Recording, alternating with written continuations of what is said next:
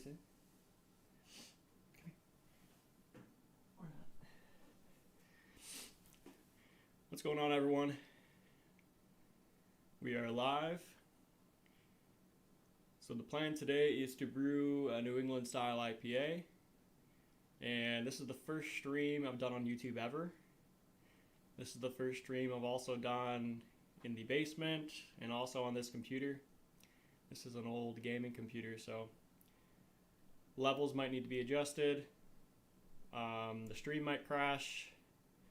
I've had crashing issues. I only have 4 gigs of RAM in this computer, so we'll see how it handles today. Depending on how today's live stream goes, I may not stream in the future or have to make some changes to the computer so I can stream later in the future. So yeah, so like I said, the plan is to do a New England style IPA. I'm going to start heating up some strike water. That's going to take like an hour, so I'm going to get some water in there and start going.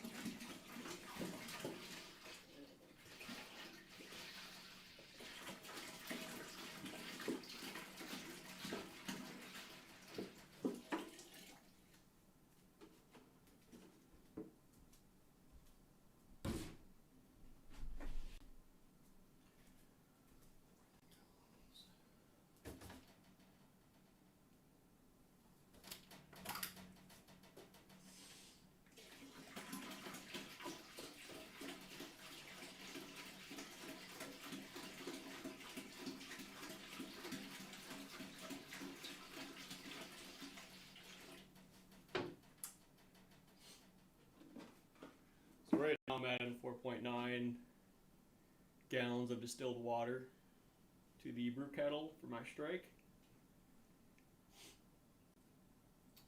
And that's got to heat up to, my mash is going to be a little lower today. Probably going to mash in around 149. So I'm going to try to heat it up to 154. And that should get me to around 149. The nice thing about the electric, you can kind of adjust it during the mash, so it doesn't need to be exact.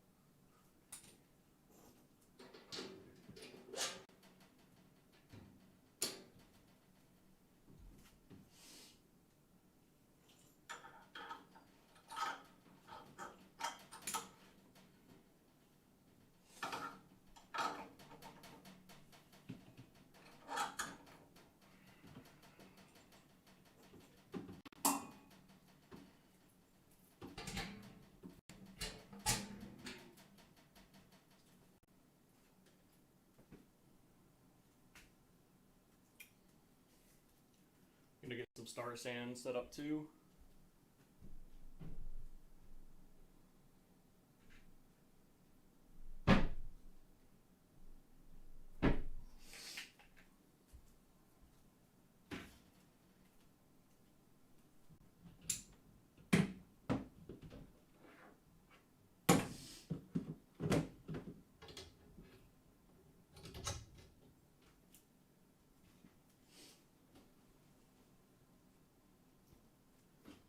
Go get a bucket real quick.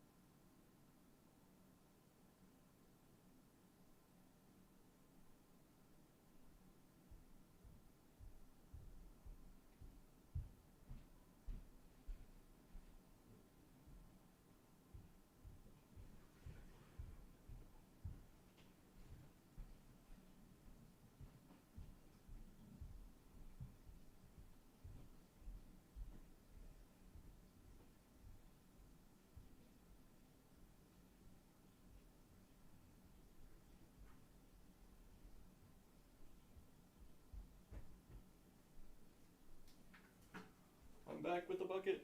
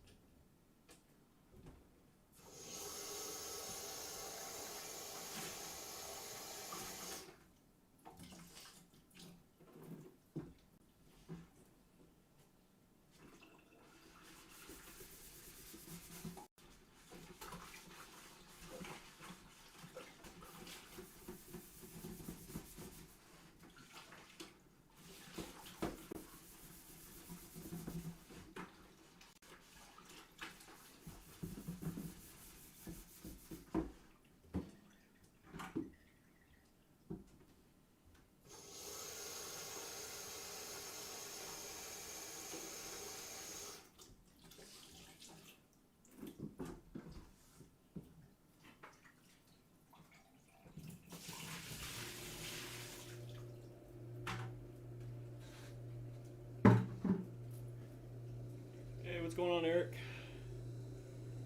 Massachusetts, awesome. Welcome, man. What are you drinking? Or is it too early for that? I'm about to get a beer myself, so.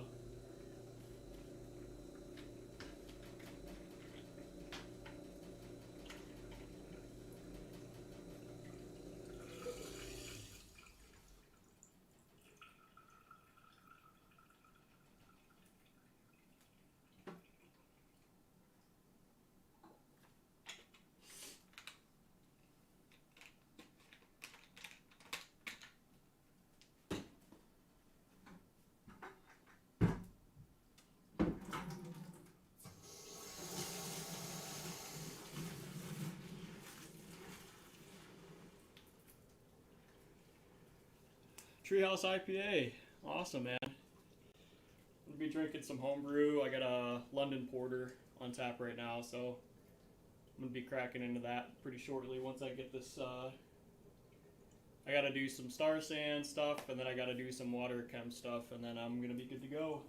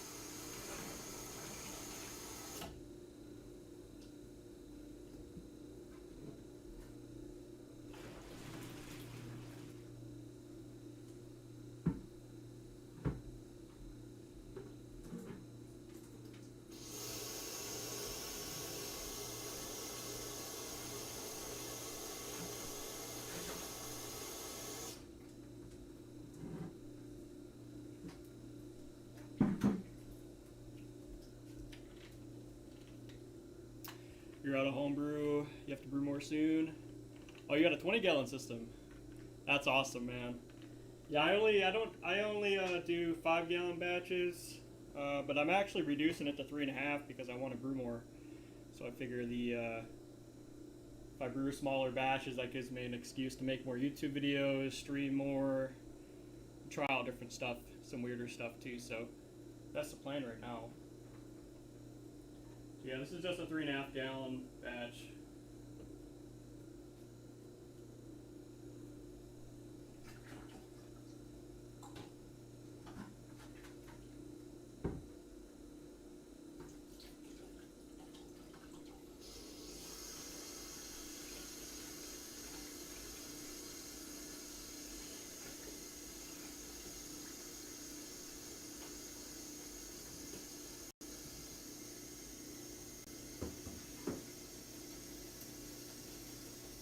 Yeah, and Eric, this is my first time streaming on this channel too, so let me know if the levels aren't right, if I'm too loud, too quiet, if that's too noisy in the back. You can let me know, that'd be really appreciative.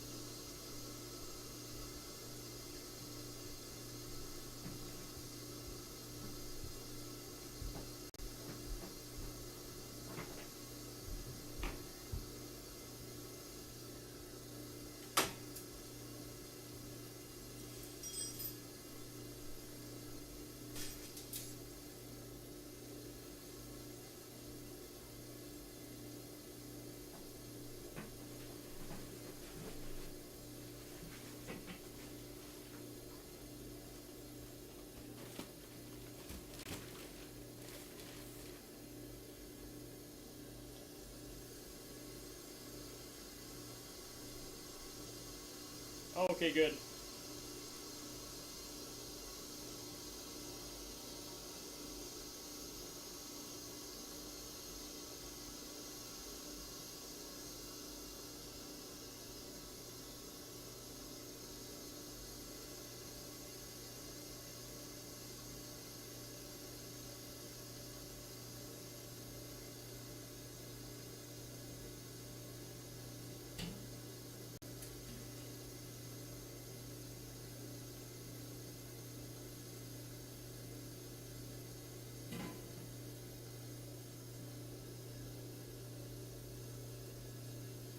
I'm going to be taking some clips too for my the spray into glass video as well. So if you see me pull out my camera and record stuff but not say anything, that's what I'm doing.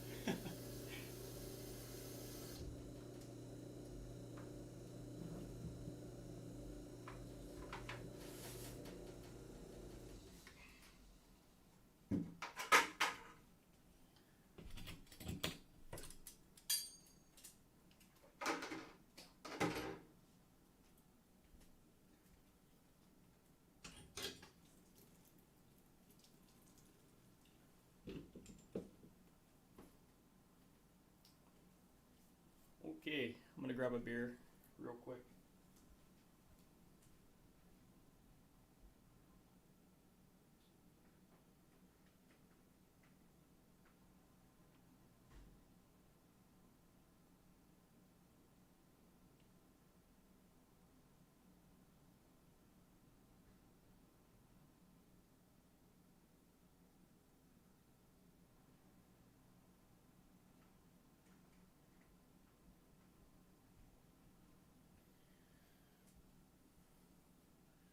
This is what I'm drinking.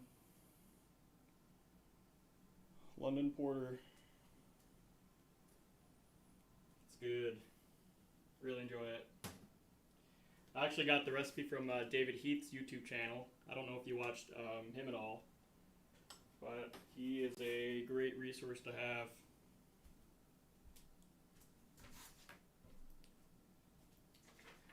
I'm just going to be measuring out water chem. England styles, you typically want to, there's a chloride to sulfate level that you typically want to balance out. High sulfates typically for IPAs, but for the New England style, you usually want to do a high chloride. So I think it's about 2 to 1 for this one, so that's the plan.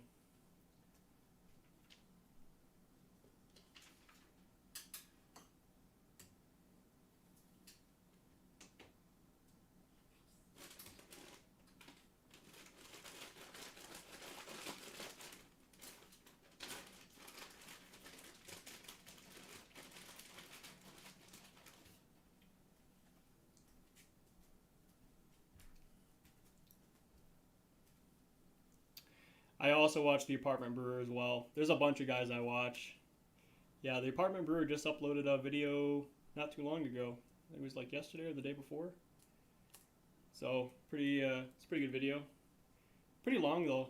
His videos are really long. I thought mine were long, but his is a lot longer than mine. You're finishing up a brew shed space. That's awesome, dude. That's really, really cool. Yeah, this is all new to me, so really excited to start brewing in my basement. I'm sick of brewing in the winter in the garage. It's freezing cold, dealing with the hose spigots. It's awful, so this is going to be a lot more fun.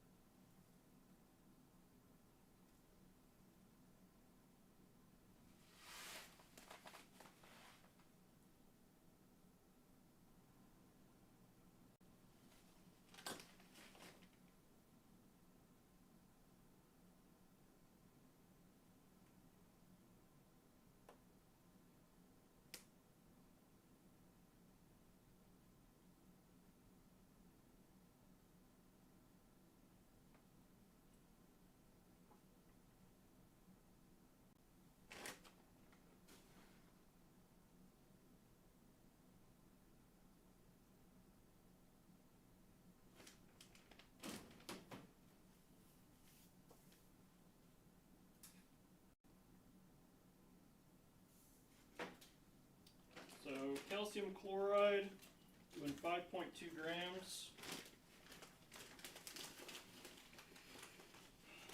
Gypsum is next, calcium sulfate. Gonna be doing 2.8 grams calcium sulfate.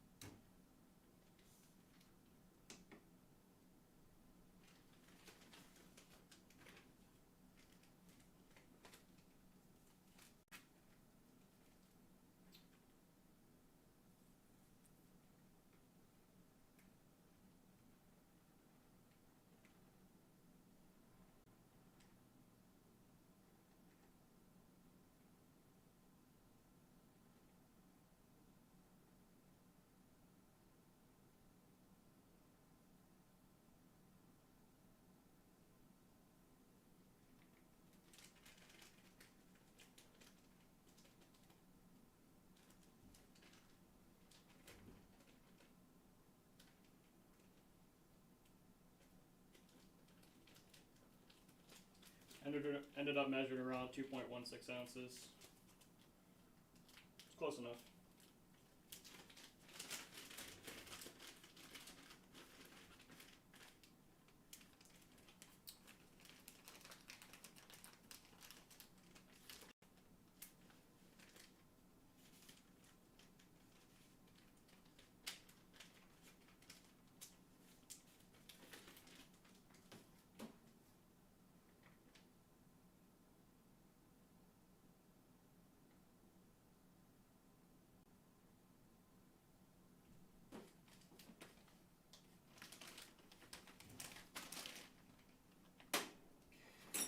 We got Epsom salt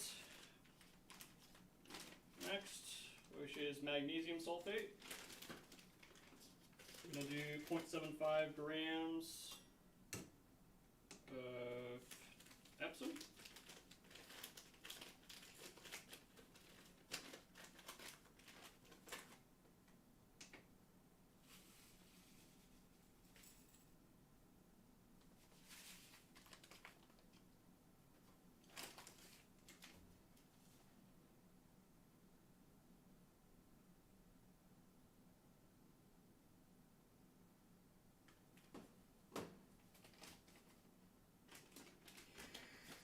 We have to measure out some chalk, 0.63 grams of chalk.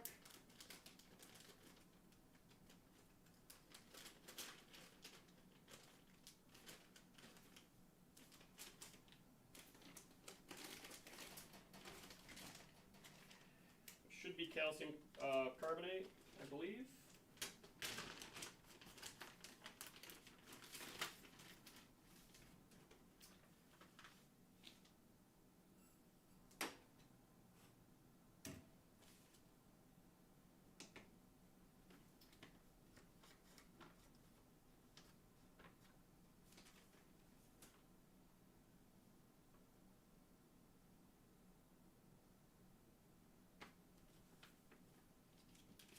Got about 0.65 there.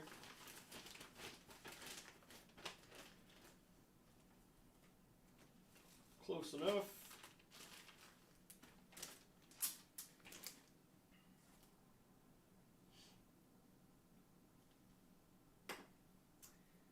And we need to add salt.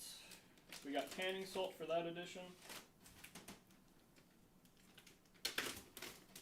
I'm going to add these in first because I ran out of little measuring dishes.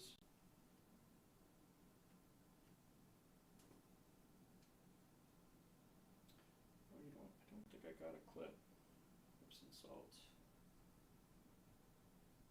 Gypsum, calcium chloride. I need to get one clip of the chalk.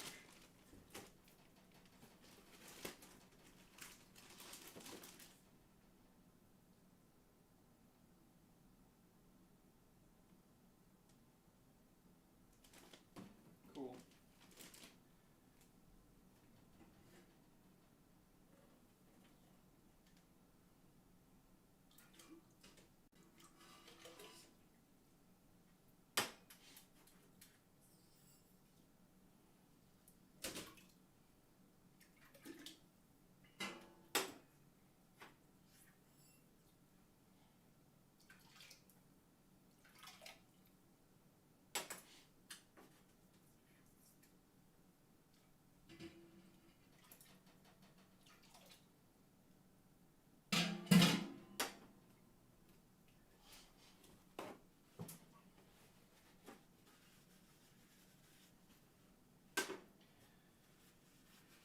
So we got salt and baking soda left.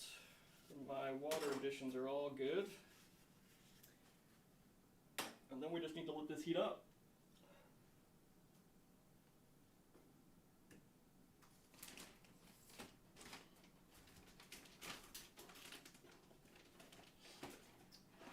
We need 0.58 grams of salt.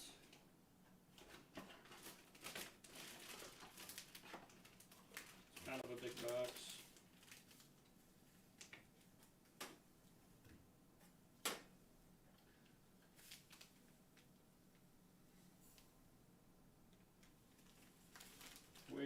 salt.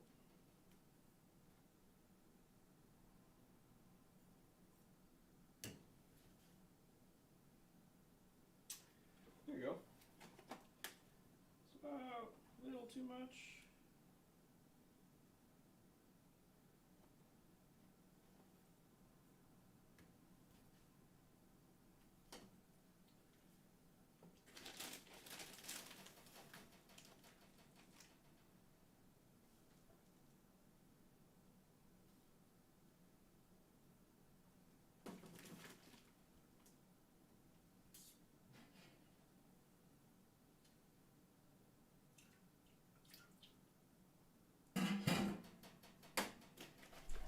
Then we got baking soda, which is upstairs. I need to run upstairs and grab some baking soda. How many brews have you done on the Clawhammer? I'm not sure. Probably 10, probably. Not too many, if I had to take a guess. I used to brew with the big coolers, with the gravity feed, the big mess. It's hauling that everywhere was a pain in the ass. But yeah, I used the big coolers there for a long time. All right, I'm gonna go run and grab some baking soda real quick.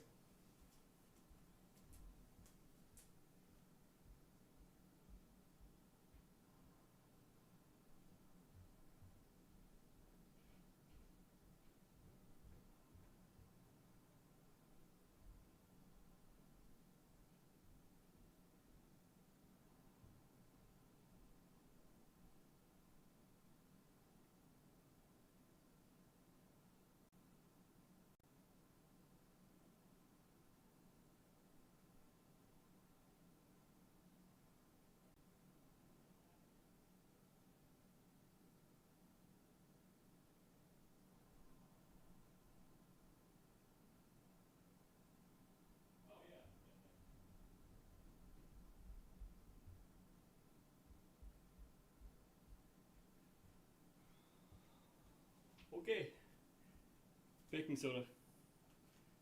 So we need 0.12, not much. Let's see if I can measure this out by hand.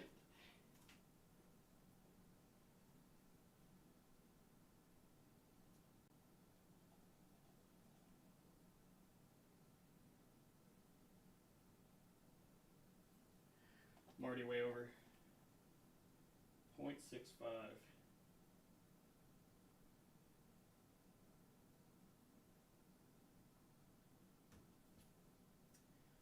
0.28.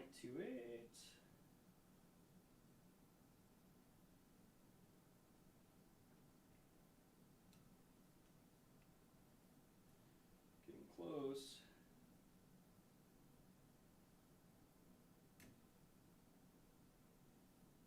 0.18.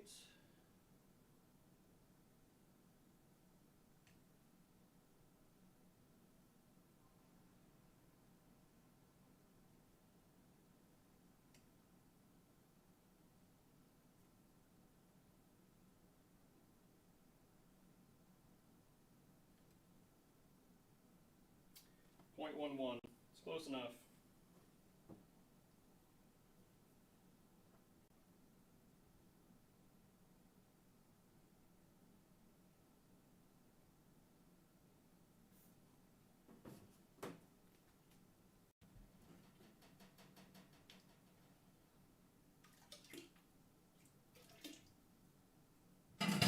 Okay. That was my additions.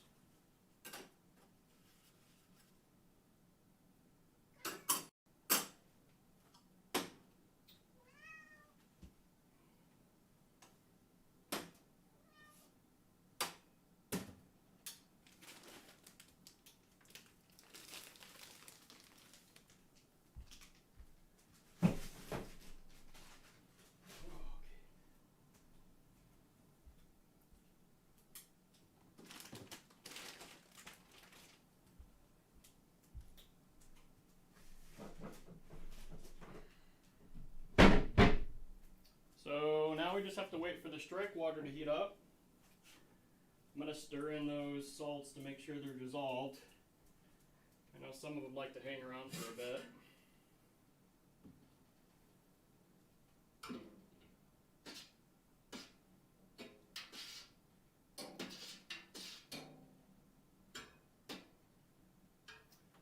Yep, they're still hanging out. Stir this for a minute or two.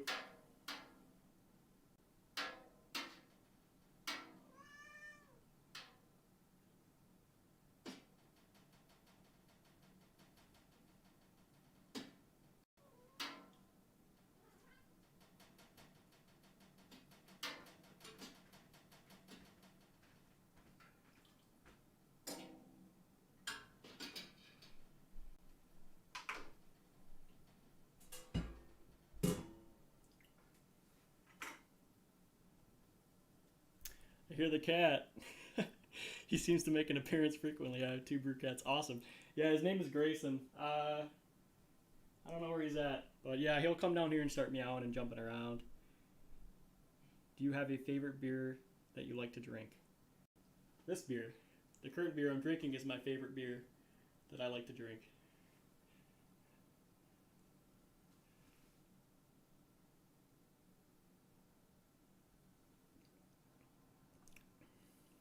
How you doing, Hannah?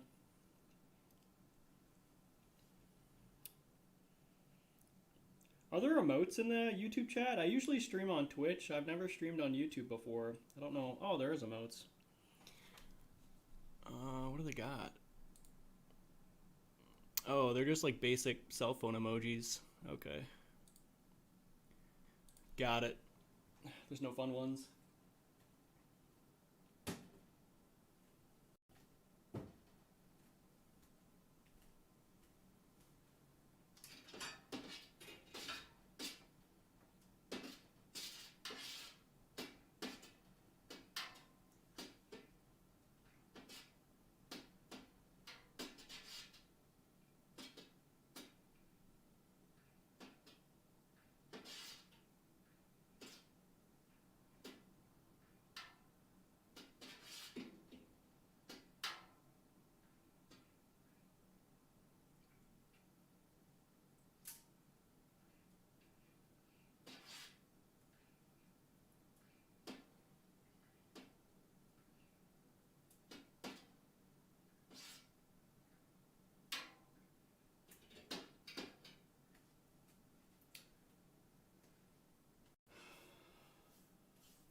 If you're just tuning in, welcome.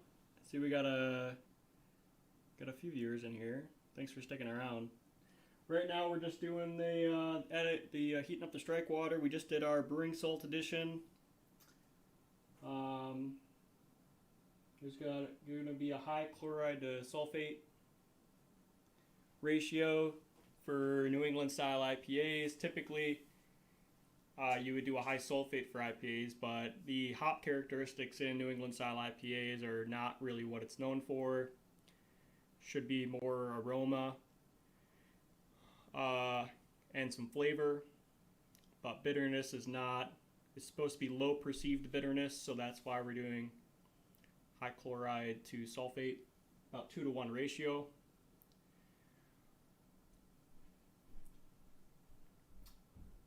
I'm going to probably run some hot water through the pumps as well to make sure everything is at 154.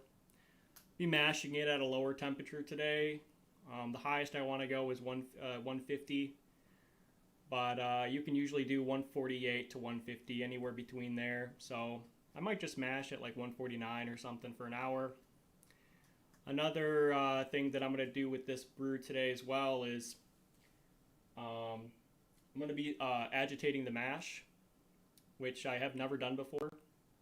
I usually let the mash stay where it's at, but apparently agitating the mash will help keep the proteins in the liquid and not cling on the malt, which will contribute towards the hazy. So I'm going to be agitating the mash probably every 15 minutes. I'm not really sure how often you're supposed to do that. It can't hurt anything. So I'll probably just do it once every 15 minutes. for today's mash to keep the proteins in the solution, in the mash. But yeah, it's looking good so far. Still heating up.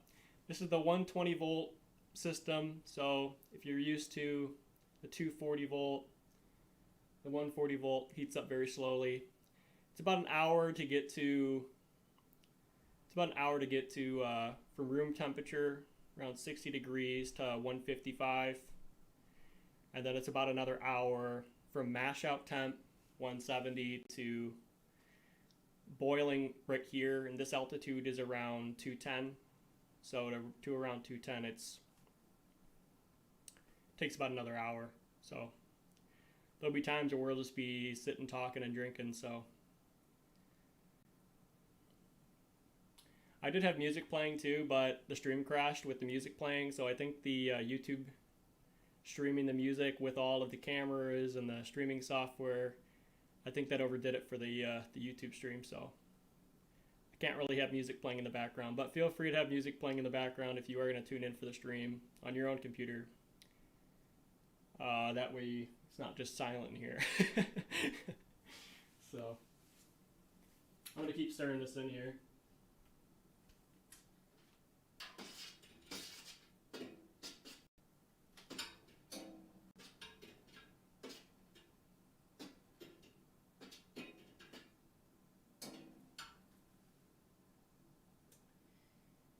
Seems to be mostly dissolved. I still see some stuff floating around in there. So we're going to give that a little bit longer, then we'll start running the hot water through the pumps.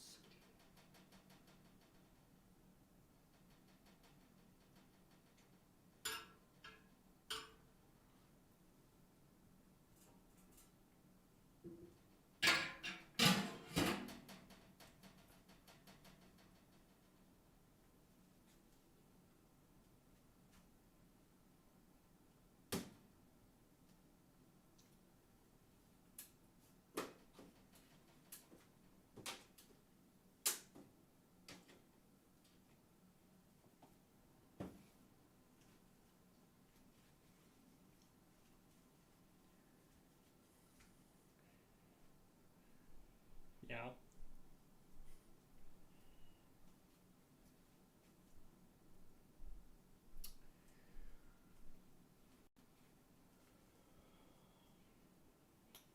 Guess another thing I should do is probably make sure my refractometer is zeroed out as well while we're waiting. I just calibrated it a few days ago with distilled water, so it should be good to go, but we will make sure.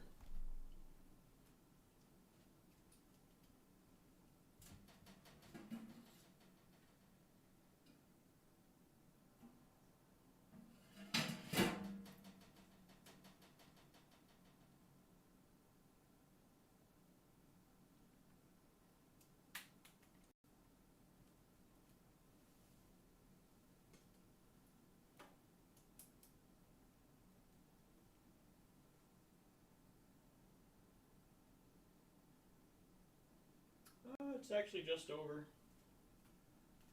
So I'll calibrate that. This is with distilled water. Refractometer, if you've never used these, this is to measure your sugar to water ratio. My next YouTube video is going to be talking about refractometers, pros, cons, and also how to calibrate these. If you are using a refractometer out of the box and you haven't calibrated it yet, your readings are probably off by around 5%. That's pretty standard. So we'll be doing a video on calibration and talking about refractometers too. So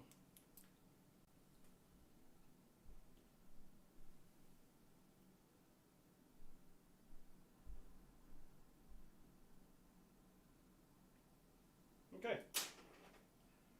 we're about zeroed out.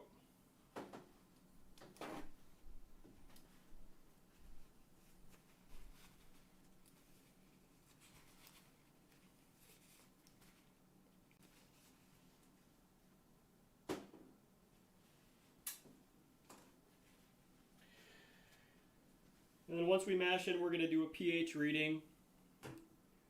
For pH reading, I don't do anything too scientific. I just have those pull strip, cheap pH strips.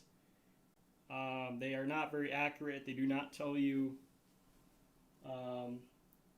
very accurately where your pH is at, but pretty much what I'm looking for with pH strips is not accuracy. I just want to make sure it's not like really black or highly acidic. So there's no dark malts in this since it's a New England style IPA, so naturally I might need to add some acid to this to drop it down. If you're brewing malt, if you're using all grain brewing and you're using dark malt or acid malt, usually you don't have to make acid phosphoric or lactic acid additions in the mash.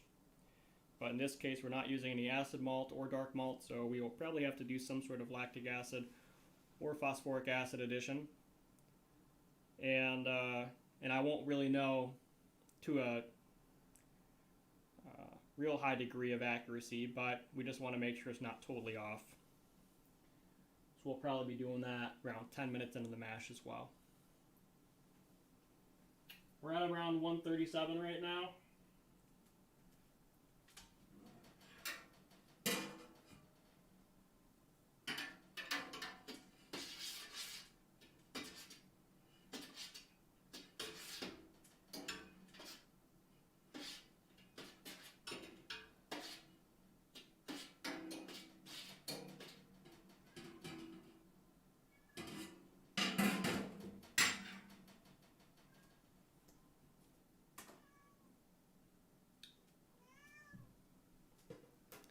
If you're just tuning in, welcome to the stream.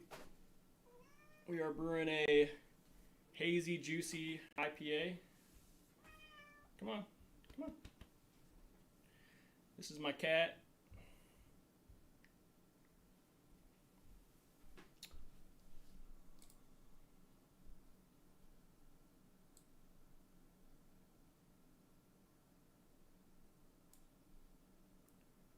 Looks like I'm dropping some frames.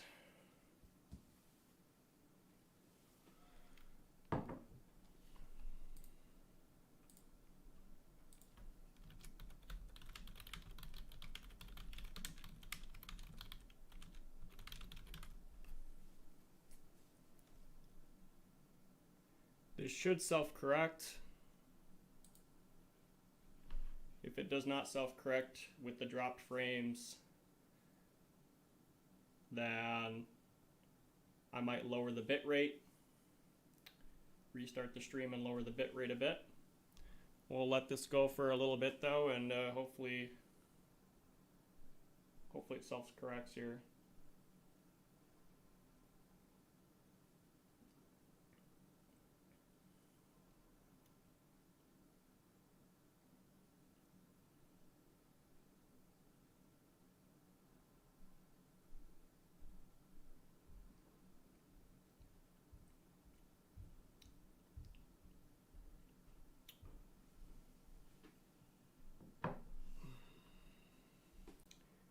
It looks to be corrected now.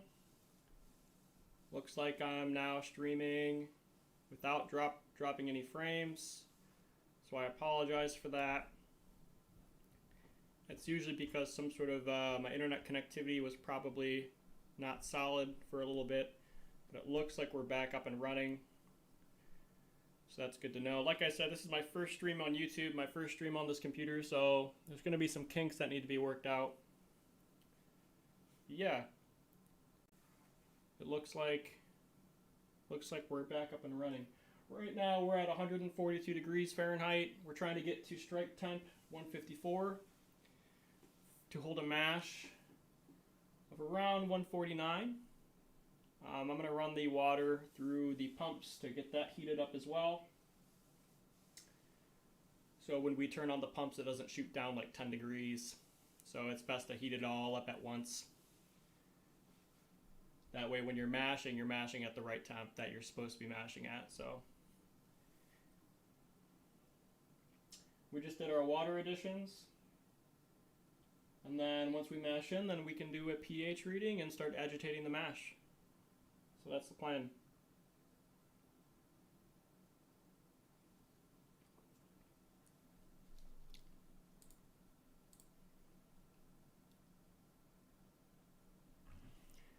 Now you're syncing with my phone before my phone was ahead of the TV. Oh, really? Yeah, it's good to know. Keep the feedback coming. Let me know how things are going. I'll have to make some adjustments. I'm probably not going to stream every brew day. I typically invite a bunch of guys over, drink and hang out and stuff, but since this is the first day, the first stream that we're using the new system, I want to make sure there's no kinks in the system, make sure it's all working well, so we're going to do this one by myself, but in the future, depending on how today's live stream goes, I may stream more in the future, but we'll see how today's goes. Really, it's up to my computer. If my computer crashes a bunch today, then I know I probably won't be streaming much in the future, but if it holds on all day, then maybe I'll stream more in the future. We'll see.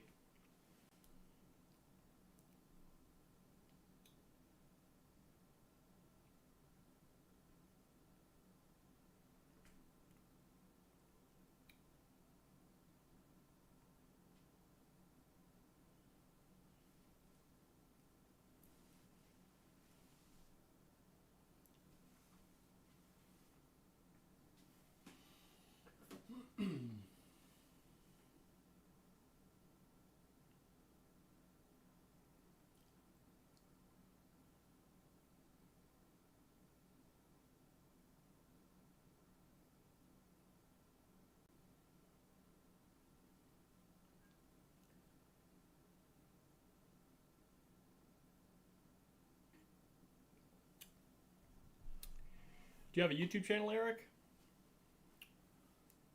Or do you just watch homebrewer YouTube channels? Because I'm always looking for more channels to follow.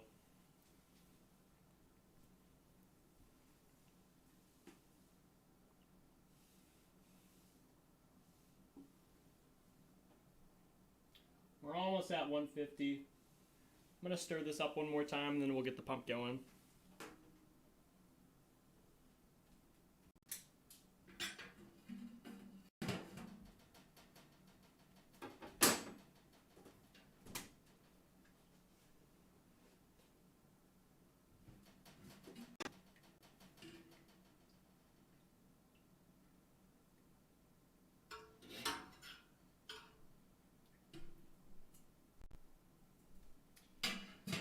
So when you're using a pump, you're supposed to prime the pump. So that's what I'm going to do first here.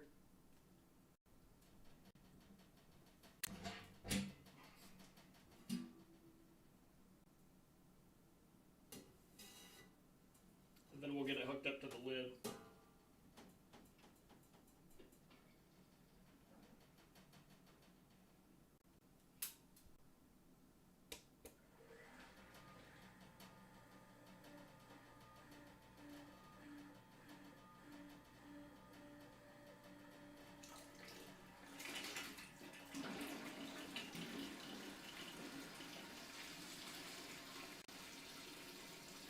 Okay. So that's priming a pump. You just want to run the pump without it connected to the top of the lid. Once all the air is worked out of it, the pump is primed. You can plug it up to the lid. It should be ready to go.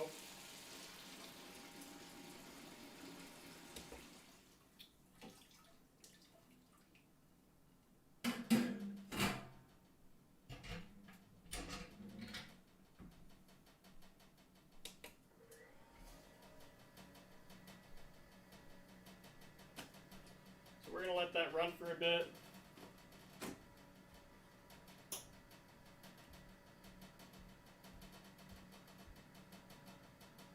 So it looks like we're at 152, where the target was around 154.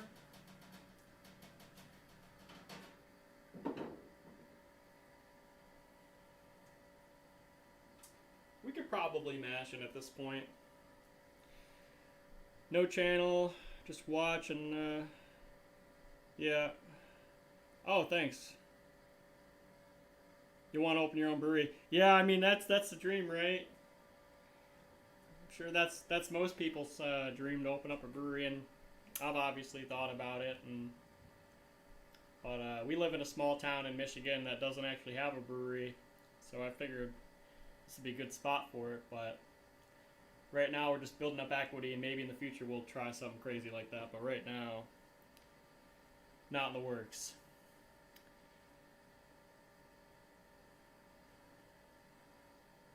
Okay, I'm gonna go run and grab the grain. Oh, we'll get the grain basket in there too. It might drop a few degrees once I add this here.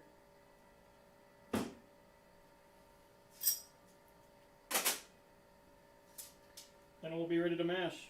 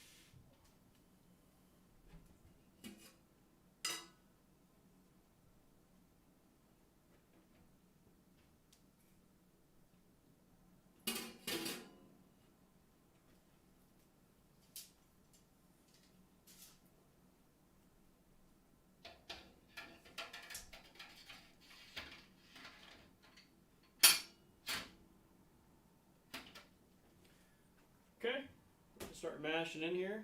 I'm gonna go grab the grains and we'll talk about it.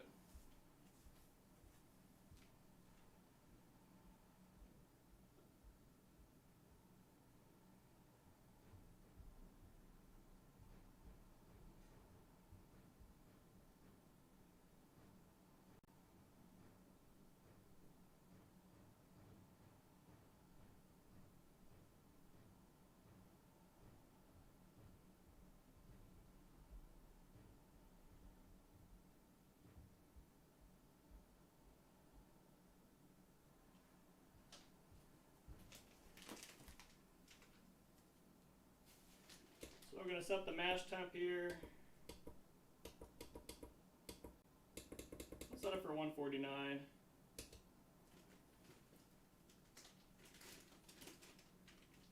I'm also going to adjust the power of my element to around 75.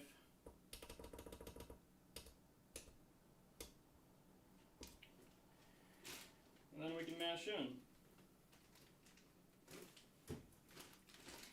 I'm going to try to get a shot of this on my phone for the YouTube video. So we'll see how this goes. I don't have a tripod, so I do everything off my cell phone. It's a pretty new channel, so I'm not really putting any money into it yet.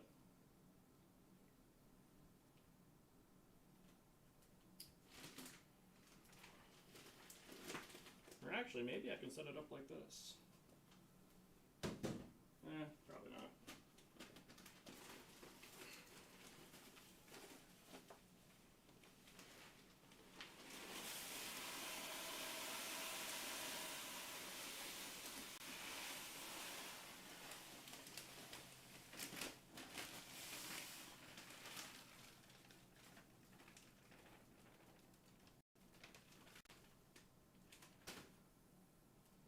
So typically, you'd want to stir while you add that in to avoid any dough balls, but I didn't have 3 arms.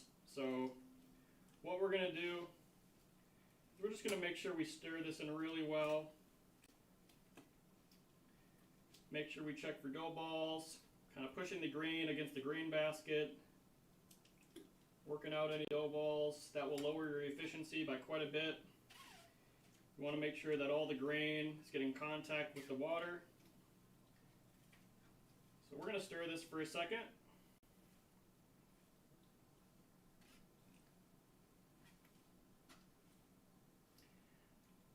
and then we will take a pH reading.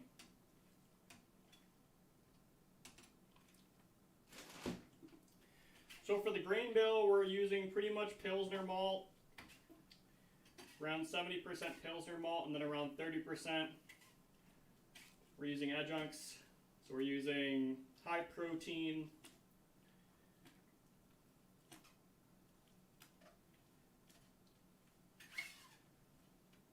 while I'm stirring this in too, I can push this back over to the camera so you can kind of see while I stir. We're using high protein stuff like oats, flaked wheat, that kind of stuff. And that's going to do a few things. That's going to add head retention, that's going to add mouthfeel, that's going to add protein to the beer. We want protein in the beer because we want it to be hazy.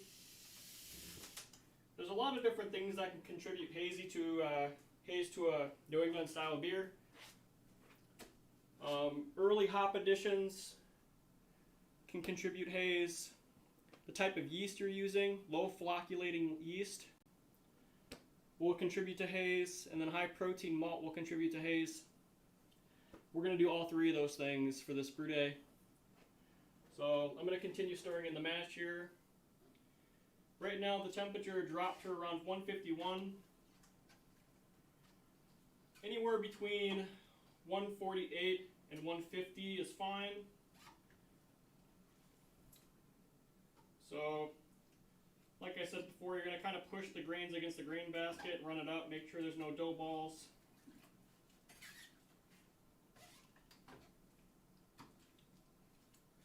You're going to kind of go on the bottom and scrape the bottom of the basket here.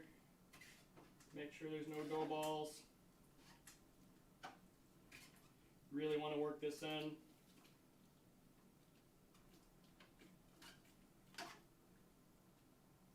Pretty simple grain bill though. It's not too complicated. Most hazies aren't. For the grain bill, what gets complicated is the hop additions. I think I have around 9 ounces of hops that I'm using from the dry hops, from the boil, well, from the whirlpooling hops. There is no boil addition, so this is a 30-minute mash. There's no need for a 60-minute mash for this type of style because there is no boiling additions. So really you're just boiling to pasteurize the wort, make sure that there's no weird stuff in it. Boil for 30 minutes, we're going to cool it down to 180 and then we're going to do something called a whirlpool addition. That seems pretty worked in. It's dropped down to around 150 degrees.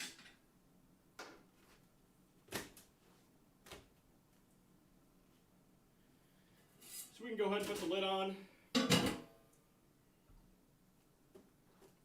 Then we can turn on the pump. I'm going to adjust the brew kettle just a bit so I can get that a better shot for the camera. That's better. Okay, now we turn on the pump.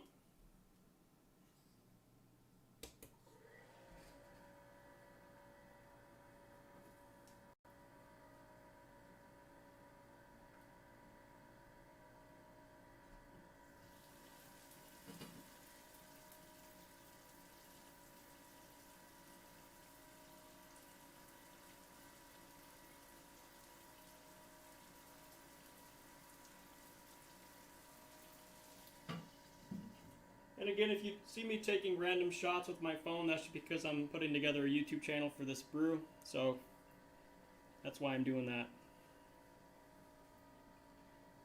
So the temperature increased to around 151 degrees because the pump went on. The element's at the bottom, so all the hot water is at the bottom of the kettle. So when you turn the pump on, it takes the hot water from the bottom of the kettle, moves it to the top to rinse through the grain bed. So it's naturally going to increase when you turn the pump on. So we're going to get this a little bit lower to around 150 to 149 degrees for the mash. I'm going to start my timer now. For 60 minutes, we're going to do a 60-minute mash. And then we're going to do a 10-minute mash out. So we got the timer started there. At the 10-minute mark, we are going to take a pH reading. make sure our pH is okay.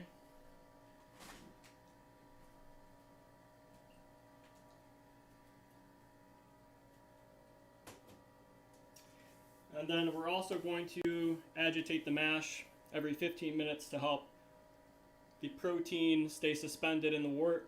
And that will help with the haze as well.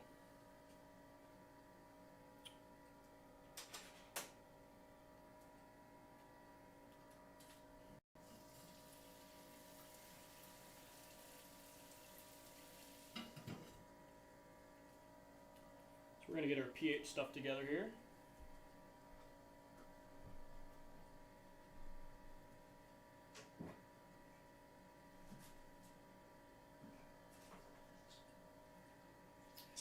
For pH testing, we're using cheap little pH strips, so it's not a high degree of accuracy. We just want to make sure it's not overly basic or overly acidic. As long as we're around the point, that's good enough for me. The next thing on the upgrade list is a Milwaukee pH meter. So until then, I'm using these.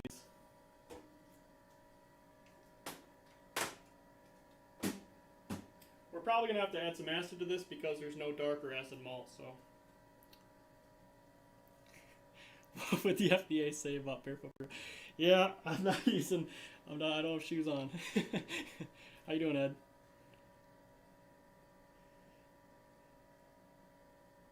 Oh, I should change my stream thing too. We're mashing now.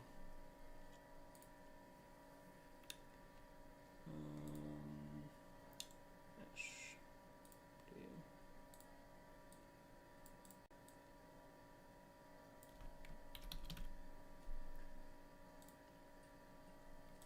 Cool.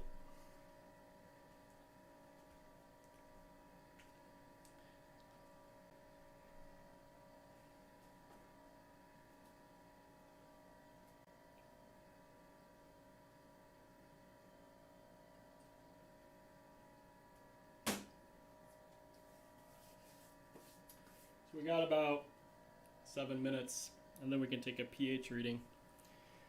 So if you're just tuning in, welcome to the stream. We're brewing a juicy, hazy New England IPA, NEPA, whatever you want to call it, but we're brewing that. So we just mashed in. We're going to hold low mash temp, around 149, 150. And we're going to take a pH reading here soon. We're going to agitate every 15 minutes. Then we're going to do a mash out at 170.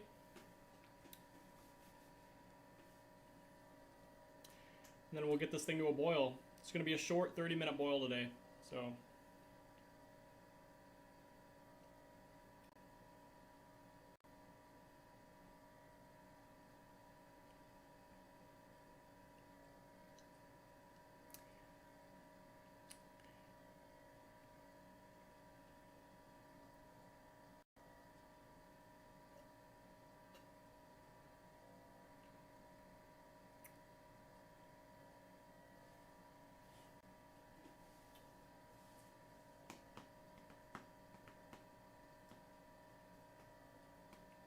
a lot of my brewing calculators are upstairs too. So I might have to run upstairs and check out some stuff too every now and then. I have Beersmith on this computer, but I'm afraid of opening any programs because this machine likes to just crash. So I'm trying to get a whole solid stream. So there's no music, there's no Beersmith. I'm just keeping it as it is. We can start adding some stuff maybe towards the end of the stream just in case it does crash. So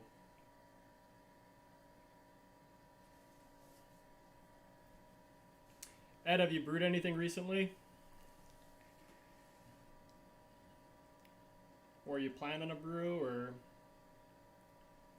got anything fermenting?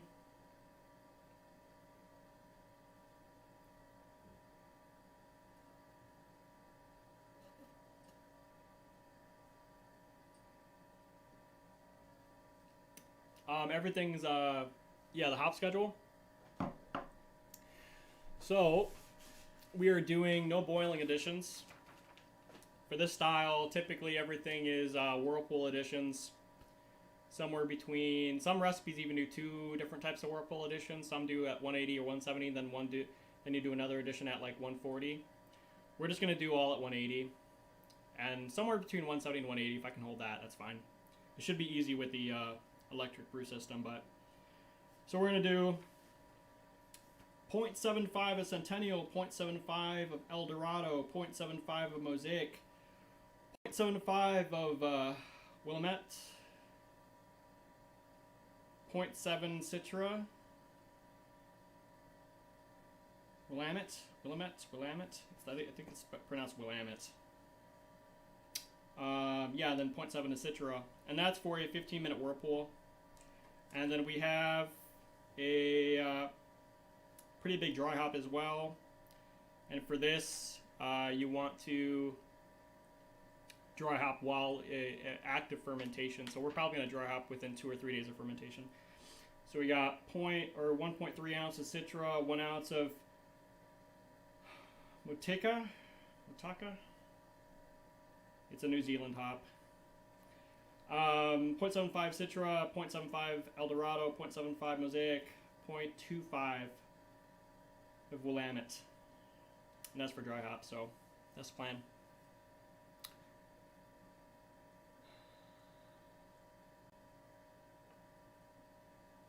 They're forecasting snow for next week. Oh man. Oh, you're growing Centennial. Awesome. Yeah, Centennial is one plant. I think if I grew anything, it'd be Citra or Centennial. Maybe Mosaic. One of those 3. Probably Centennial, though. Centennial's a safe one. You can do a lot with it. But I don't know what grows best in Michigan, the Michigan climate. I guess I'd have to look at all 3 of those, but you have a basic American wheat you did last weekend. Awesome. The pale ale, very sweet. Just simple Cascade. That's perfect, man. Did you use whole leaf hops for the Cascade, or did you use pellet hops? I know my dad has a ton of the Cascade. He's given that away. He has too much of it.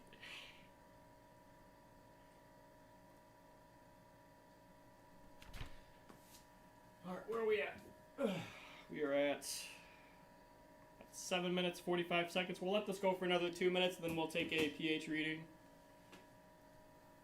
and see how that goes. I'm going to grab another beer, too.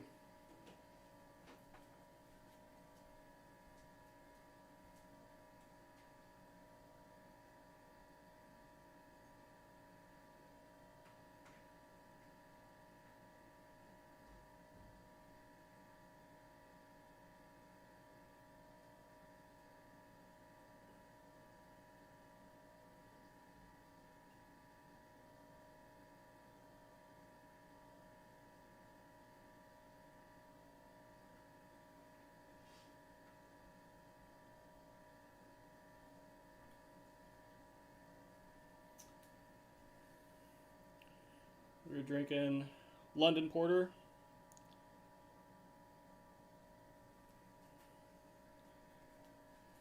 It's very easy drinking.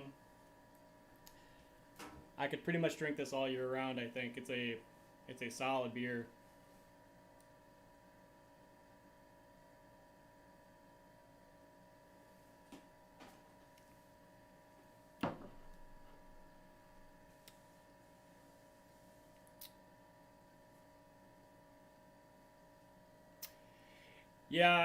Yeah, my dad does have Centennial, but it's very early stages.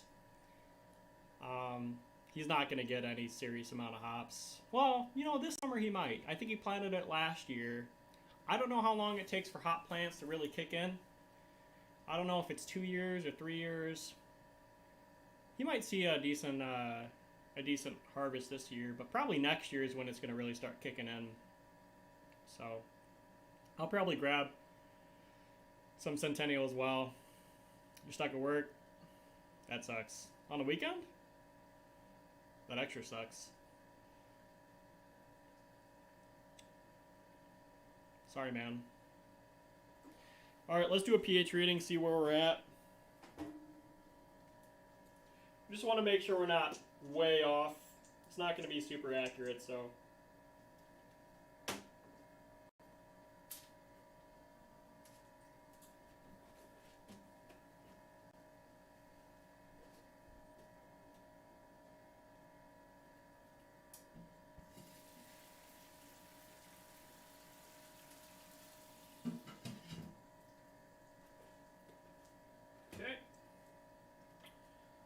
it didn't turn black. So that's good. We're going to let that develop for just a second. It's definitely on the lighter side, though. It's definitely more acidic than I was figuring. We're going to let this keep developing here. I'm not sure how long it takes for these to read or not. I don't know if it's instant or what, but this is pretty much where we're at.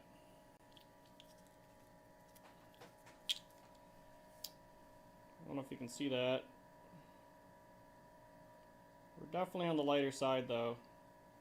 The camera's not really focusing all too well. But if I had to take a guess,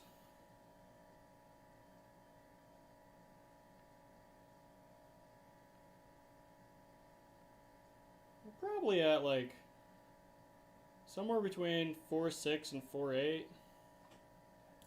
So it could definitely swing more basic. I might see if I can add some chalk to this. I don't have a calculator ready for that, though. I usually have to go down, not up. Does anyone know a good calculator to use to adjust mash pH to add chalk? I'm not sure if anyone has a calculator linked to that or not. I know you can find a million calculators online about how much lactic acid or phosphoric acid to use, but making it more basic, I don't know any offhand. I can maybe do some Googling and see what I can find.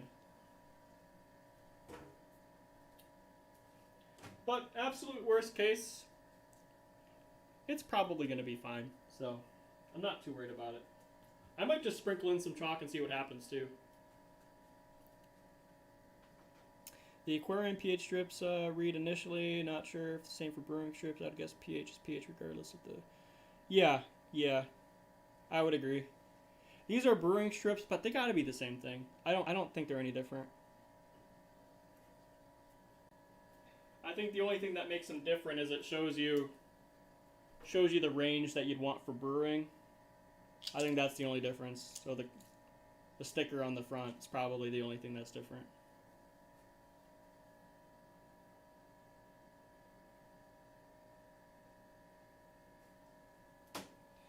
It's not too far off.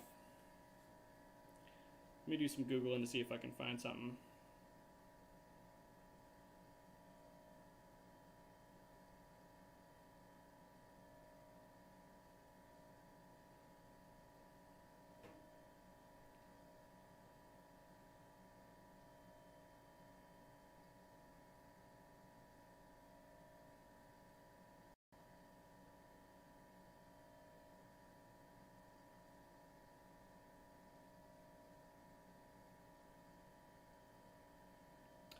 One guy just says to add it a teaspoon at a time and see what happens.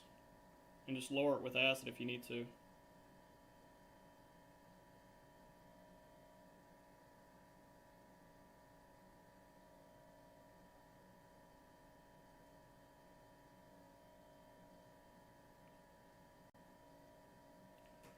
Well,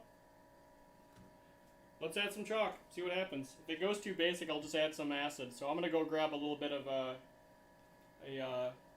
little thing to measure teaspoons. I'll be right back.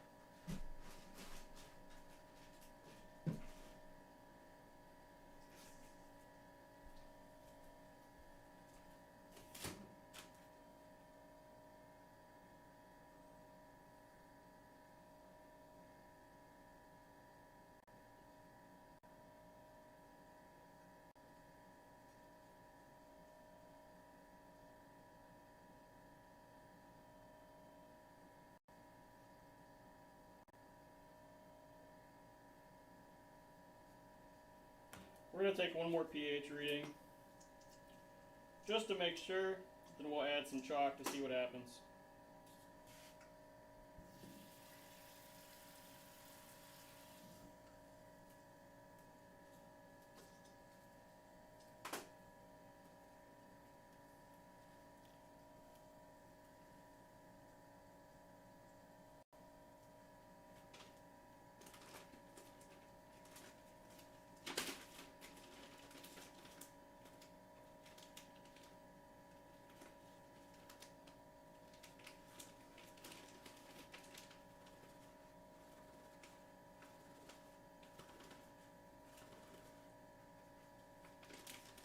So we're going to add a quarter of a teaspoon at a time, since this is a 3.5 gallon batch.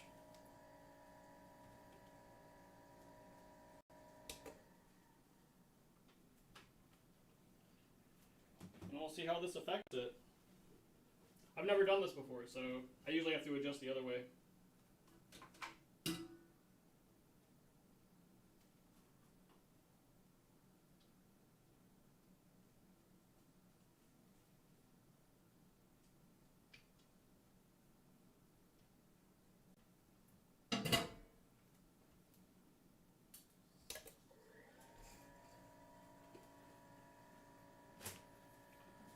We'll let that go for a little bit.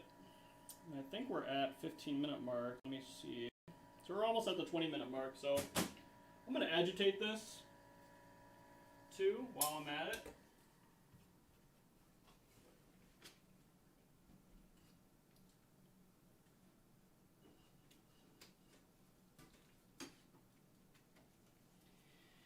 And if you just tuned in, we're agitating to help the protein stay in the wort.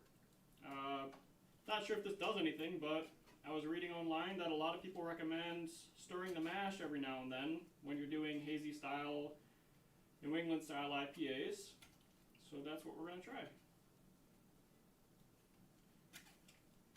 Not seeing any dough balls, so it's looking really good.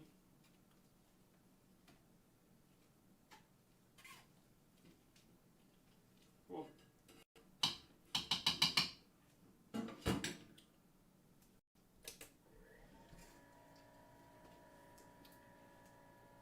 We'll let that go for another minute. We'll let the pump work its magic, and then we'll take another pH reading and see how it changes things.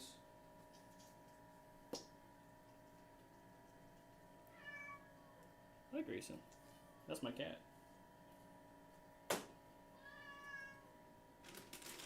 This is the chalk we're using. LD Carlson calcium carbonate. You can adjust, you can make something more basic by adding chalk or baking soda, doesn't matter. So we're just going to try to add a quarter of a teaspoon of chalk, see what happens. So hopefully it makes it a little bit more basic. It's a little bit too acidic right now.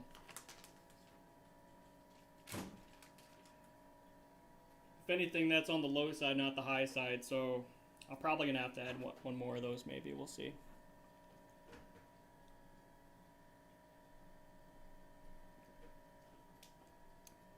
If you're just tuning in, welcome to the stream. We're brewing a New England style IPA, juicy, hazy beer for the summer. 3.5 gallon batch. We're mashing right now. We're about 20 minutes into the mash. We're just adjusting pH right now.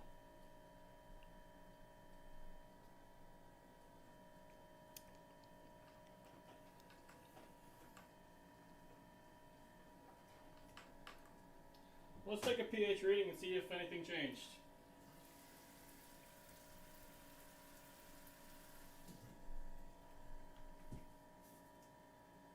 We'll do a before and after. How about that? Doesn't look any different. So we probably have to add a lot more.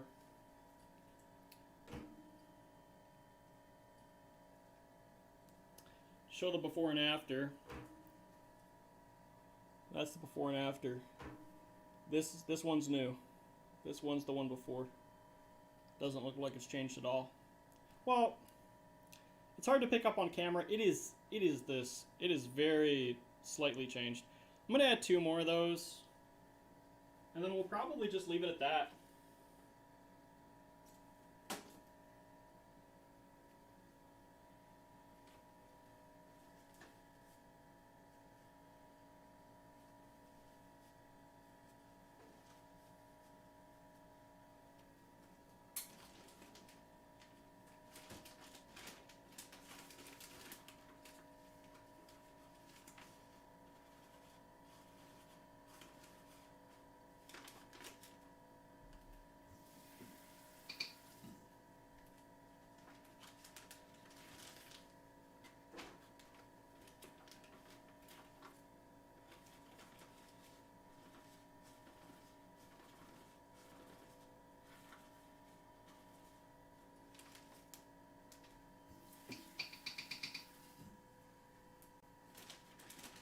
Okay. We'll see how that goes. We'll let that work its way in. And then we'll see how the reading went.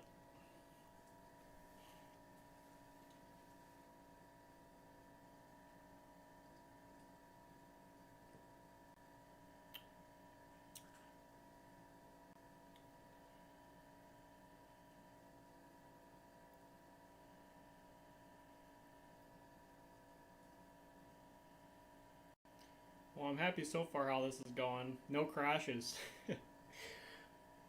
That's very good. The other day it was crashing about every 30 minutes. I did a bunch of Windows updates. Ran some repair tools.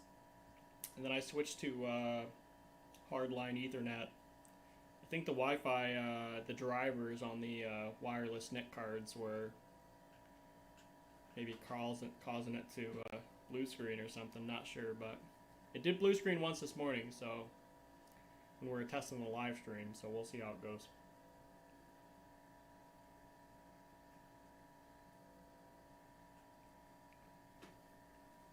I'm going to stir that in, let it run for another minute, we'll take another pH reading.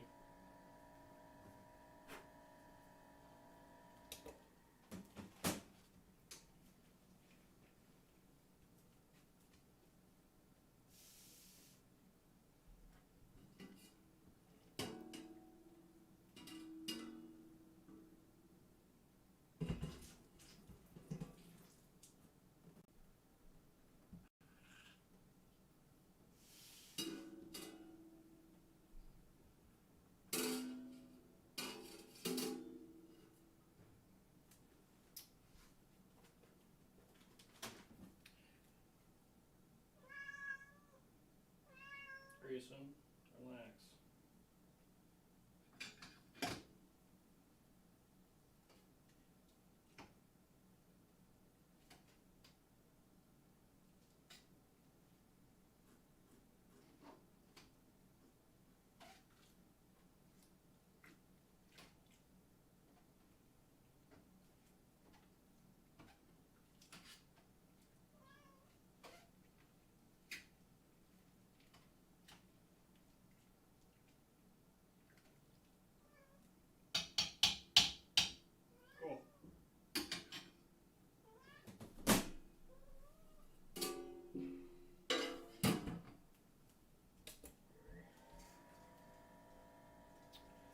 Alright, we'll let that run for 30 seconds and then we'll check the pH strip and see how it goes. If this doesn't affect anything, we're just going to leave it alone. I don't want to add too much chalk to it.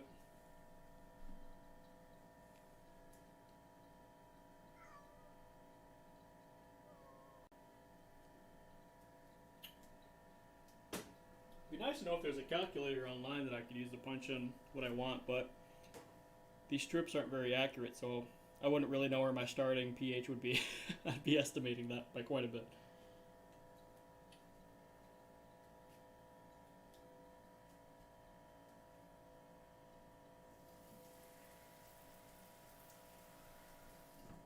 Alright, last try. This would naturally get more acidic as the beer ferments as well. So that's why pH is important. And also pH helps your efficiency with the mash as well, so you definitely want to try to get a 5.2 is typically what most brewers recommend.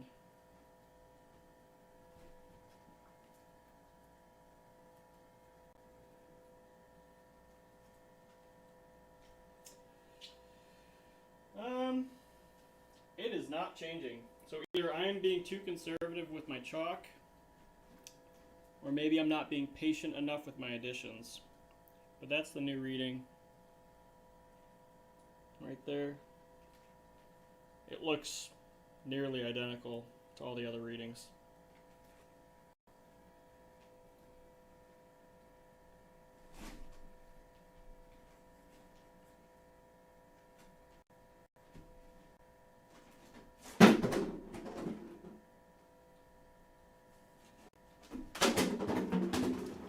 My cat is knocking off a bunch of stuff, so give me 1 second.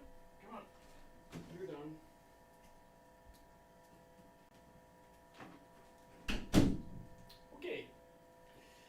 so the pH, making it more basic was a fail, but that's okay. Our efficiency hopefully will not suffer because of it. We'll see how it goes.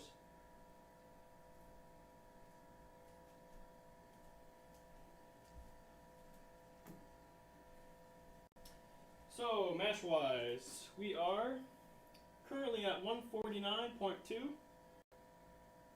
and we are 27 minutes into the mash. At around 55 minutes of the mash, we're going to start increasing that temperature to around 170 degrees for mash out.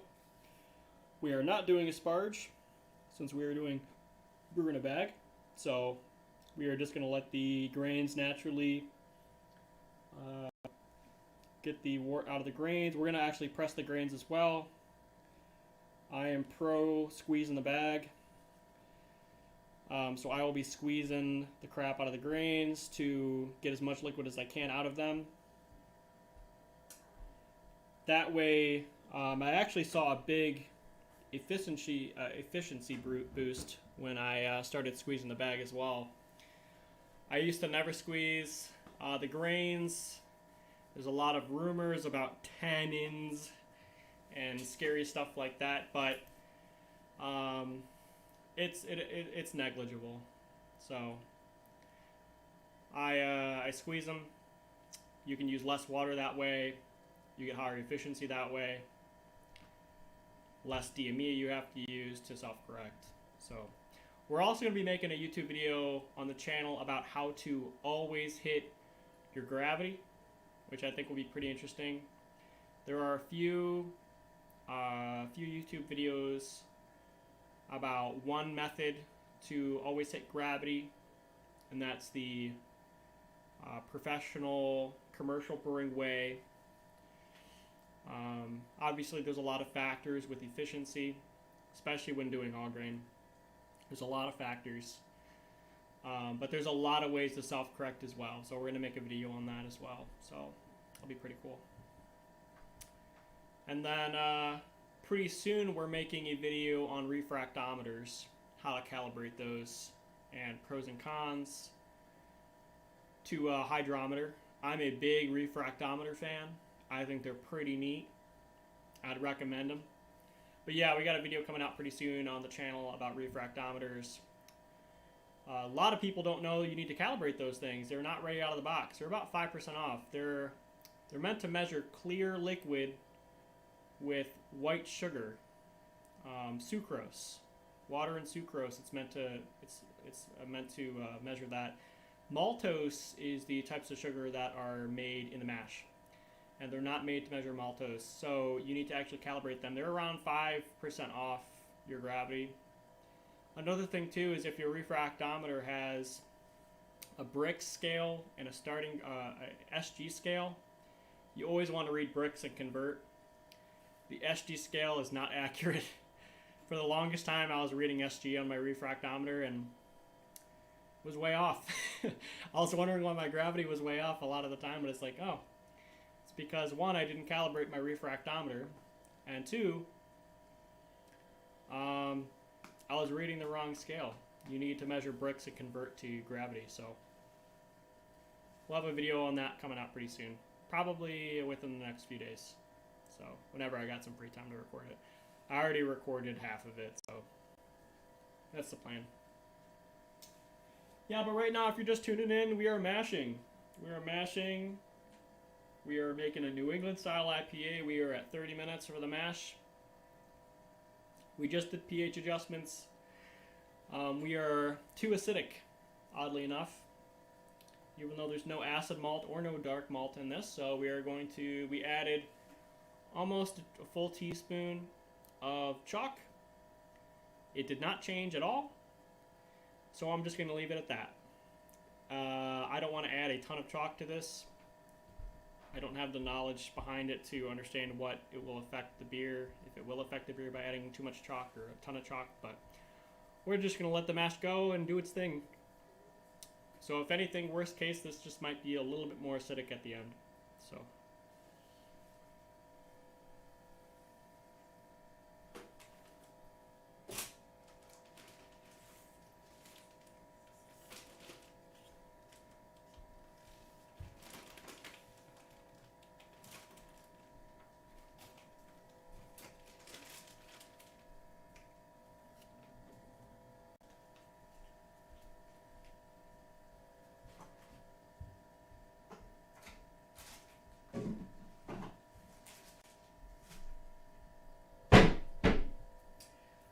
one nice thing about doing 3.5 gallon batches is you don't need to do starters.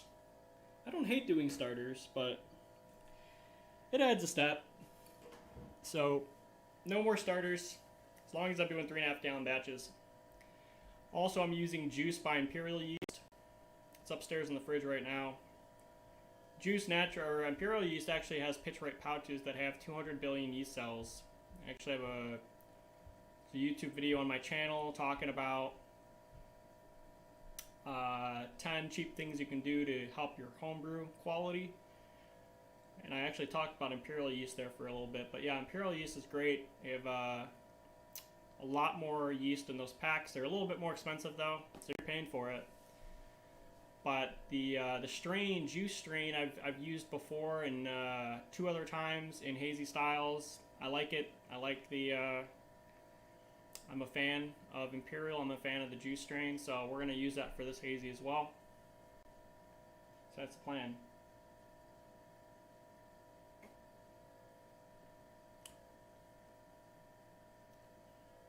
So we just agitated the mash as well about probably 5 minutes ago. We're going to stir the mash every now and then to help the proteins stay suspended in the wort. That will help with the haze craze. So we're probably going to stir that in about 10 or 15 minutes to make sure the proteins stay suspended in the wort as well. But yeah, if you're just tuning in, guys, welcome to the stream. Let me know what you're drinking in chat. I'm drinking a London Porter. The recipe from David Heath on YouTube. He's a great YouTuber. I'm a big fan of his channel.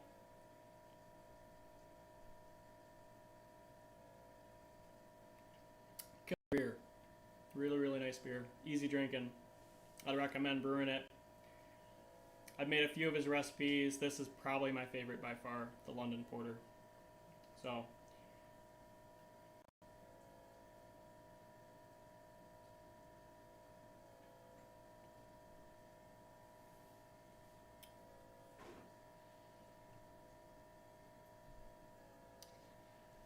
we are mashing at exactly 149 right now. The controller is doing amazing work right now, holding it exactly at 149, which is perfect.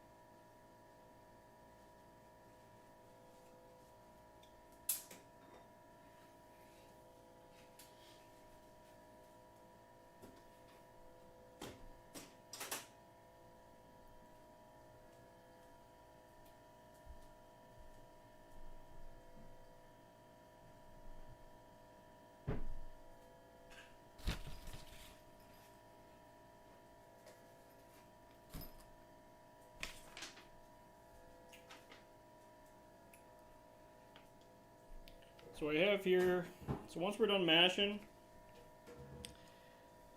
I have a pre-boil volume and a pre-boil gravity that I should be at.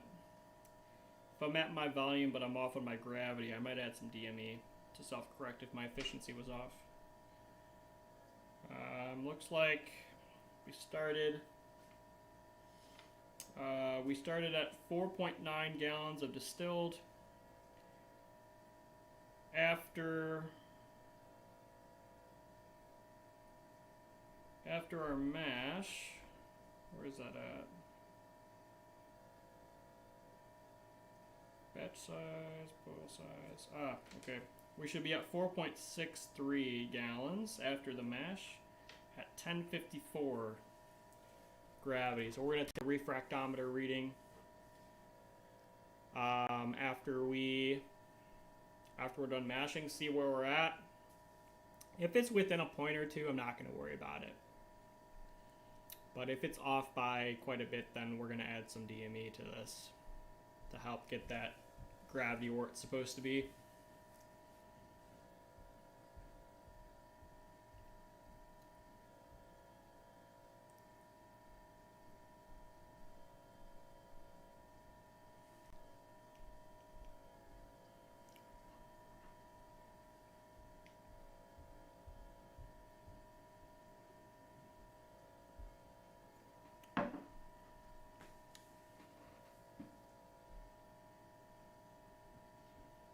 So we are approaching the 40-minute mark. Close. We're about 38 minutes here. At 55, we'll start mashing out. Getting to 170 will probably take a little bit of time because this is a 120 volt system, so that's the plan.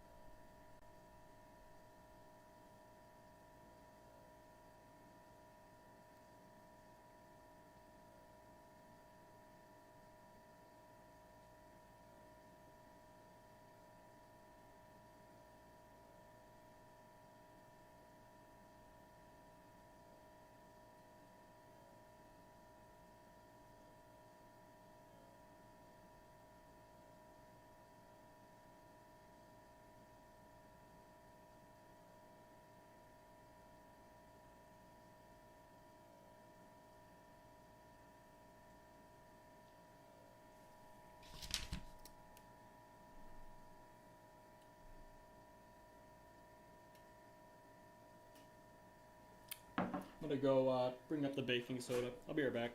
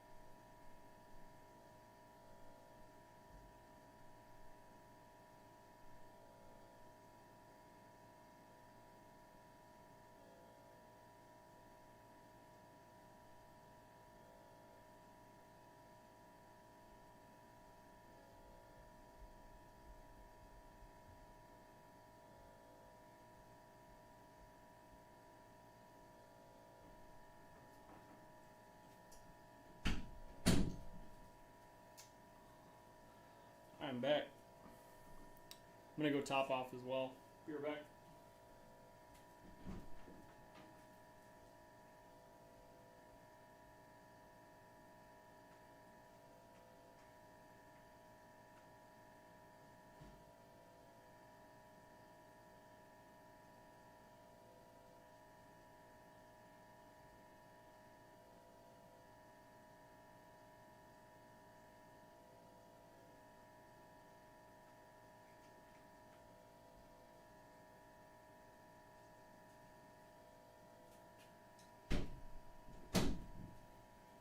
Alright, we are good to go. So, timer wise, we are at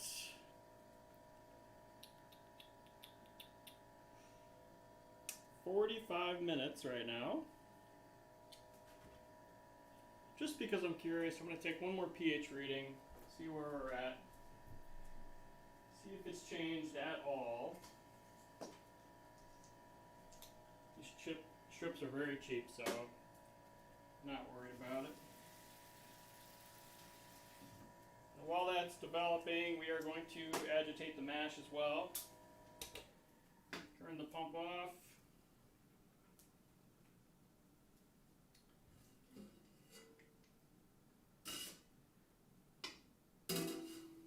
I typically don't agitate the mash.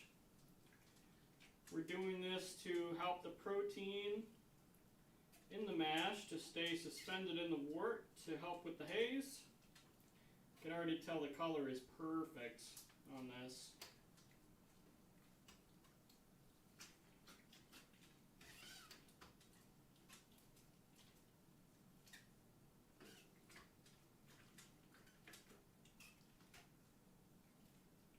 Good water to mash ratio.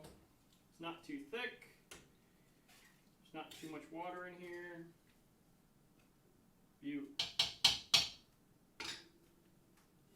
This pump turned on. And pH reading.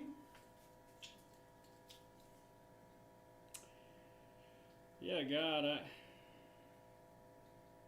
does not look any different. It would be really nice to know where I'm at. That Milwaukee pH reader would be amazing right now.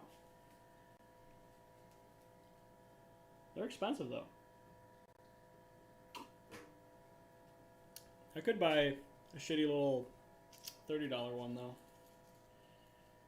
At least they'll tell me a lot more accurate than these things.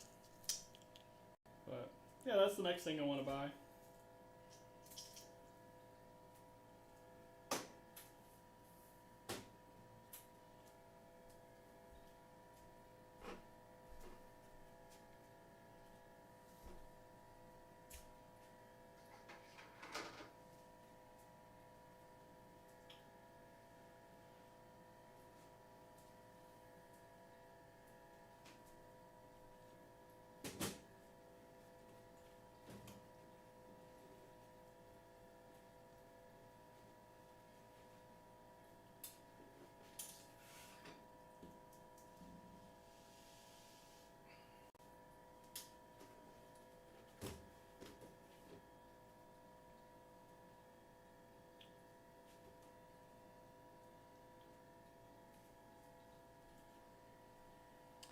If you're just tuning in, welcome to the stream.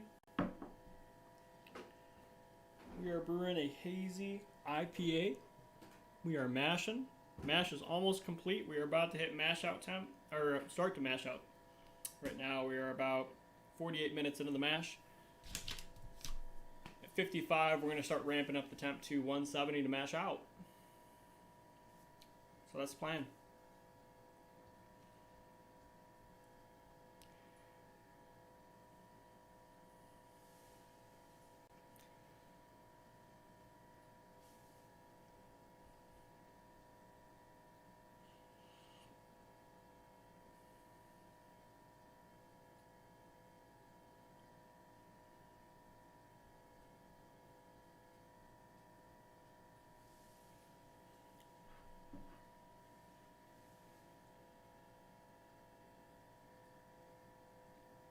If you're having beer right now, let me know what you're drinking in chat.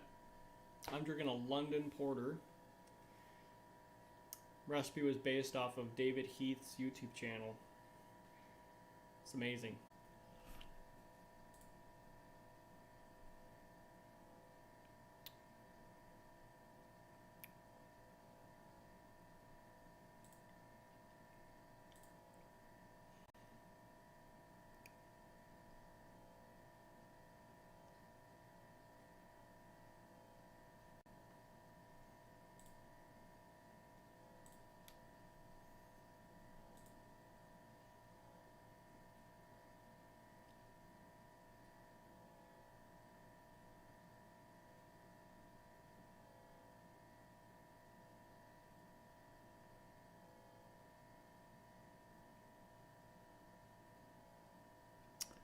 We crashed. Sorry about that. Am I up? I'm not sure if I'm up. Let me know in the chat if I'm up. I can still see chat as well, so about chat. I had a feeling it was going to crash at least one time. The nice thing about this is I don't think... Yeah, 1 minute and 58 seconds, or 58 minutes. 1 hour, 58 minutes. I don't think the stream actually shut down. So it's still the same stream, which is really cool. Hey, Eric. My Chrome just crashed. Or my Firefox just crashed. So I can't see chat right now. But I did, Eric, I saw your message saying that you're up, so give me 1 minute and I'll get this back in order. We still have some time. We're at 55 minutes. I'm gonna start mashing out here. So once I get this, I'll start raising this temp while we're getting Firefox up.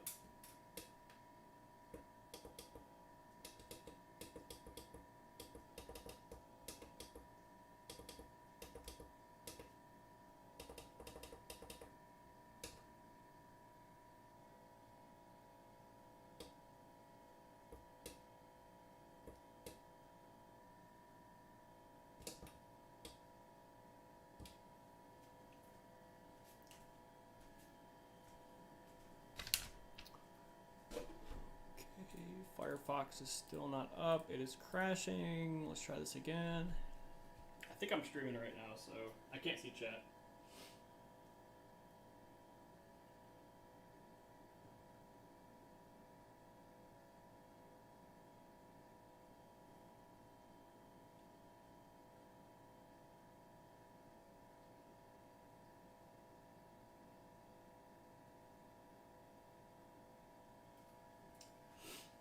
Wow, Firefox just keeps crashing. Okay, we're gonna switch over to Chrome.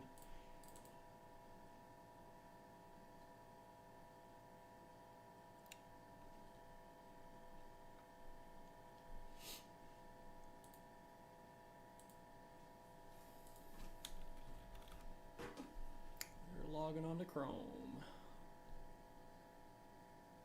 You still see me live, 4 people watching. Thanks for sticking around, guys.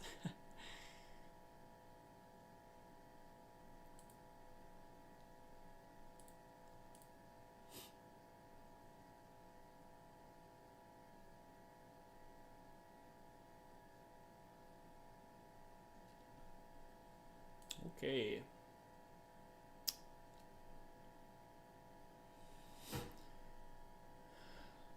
Perfect. Yes, you're up. Yes. Thank you, Hannah. Cool. All right. We are back up and running. Pop up chats.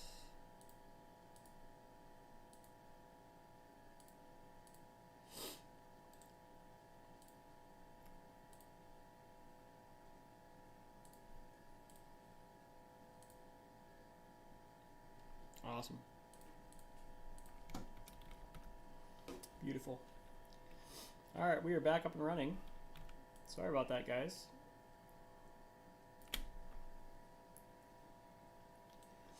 One crash was expected.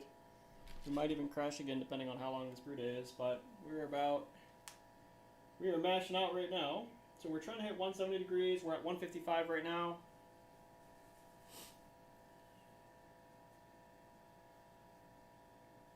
And we're about 57 minutes into the mash. So once this hits 170, we will set a timer for 10 minutes. And then once the 10 minutes is up, we will start draining the grain basket and start heating up for boil. It's going to be a short boil today, 30 minutes. So.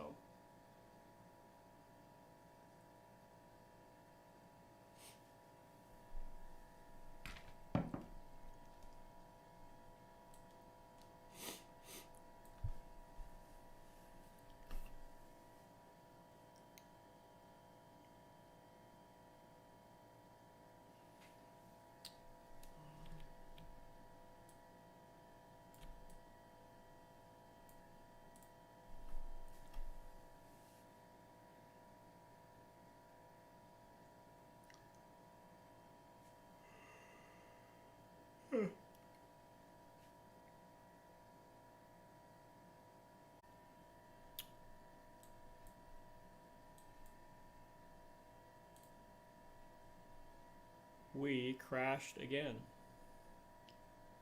We did great for 2 hours and now it's falling apart. If this continues, I'm willing to do this maybe another 1 or 2 times, but if this is a pattern over the next 30 minutes to an hour, then I might have to call the stream and just work on the computer until the next stream. And then you guys will just have to watch the YouTube video, the grain of glass video that will come out in about 3 weeks for this brew. So, but we're gonna keep trying. Hopefully it doesn't crash again.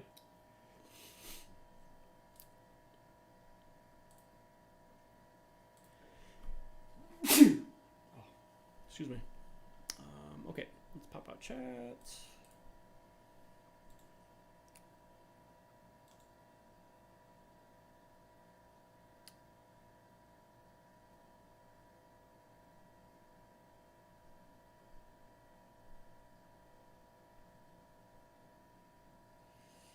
OBS is not responding.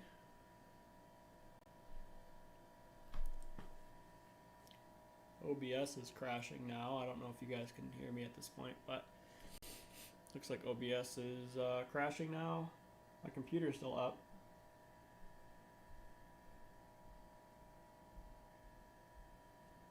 It's falling apart. I can still see myself on the stream though, so maybe OBS is still working. On my side though, so it shows that OBS is crashing, so we'll hopefully let it work itself out here.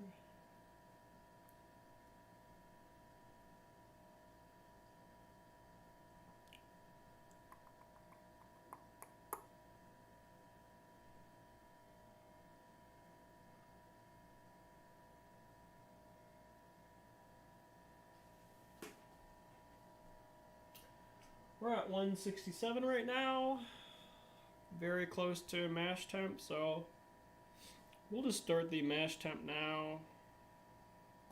So we set the timer, 10 minutes. We will be ready to start draining the grain baskets and start ramping up to boiling for a 30-minute boil.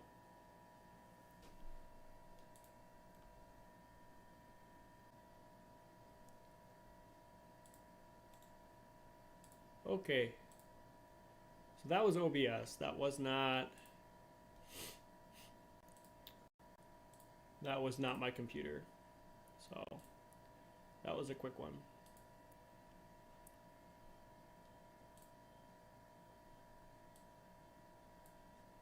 Cool. So we'll keep monitoring the situation here. But if you didn't hear me before, we are just started to mash out, so we are increasing the temp to 170. It's been about 1 minute and 30 for mash out, and then we will start to drain the grain basket, and we'll get this thing up to boiling for a 30-minute boil. Once the 30-minute boil starts, we can start measuring out the hops. We have a pretty large hop addition, considering that this is a 3.5 gallon brew day. So We're also going to check the pre-boil gravity and the pre-boil volume to make sure everything was calculated correctly in Beersmith. If the gravity was way off, we can add DME to help supplement the efficiency being off. So yeah, we'll see how the efficiency was here very shortly.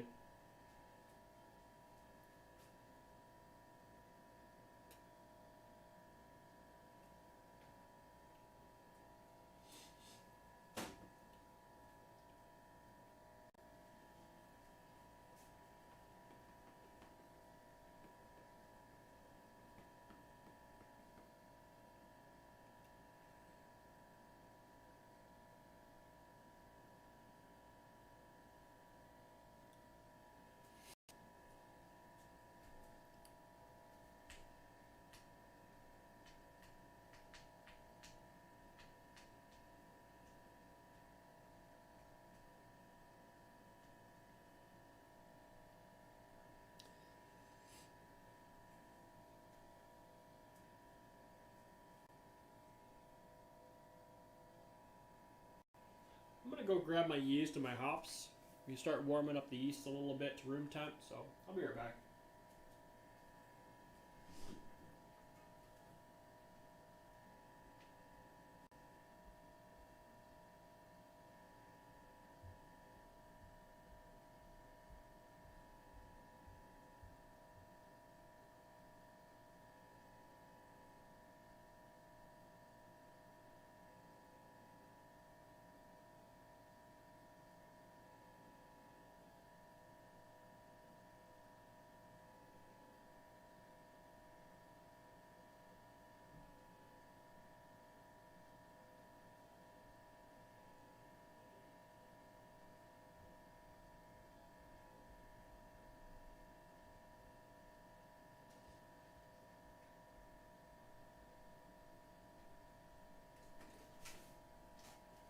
Okay, so got quite a bit of hops here for a 3-gallon batch. As you can see, quite a lot. So we can kind of start sorting through this a little bit. We have our imperial yeast juice. That is the yeast we're using. So we're gonna start letting this go to room temp. Because in about another 2 hours that will be pitched.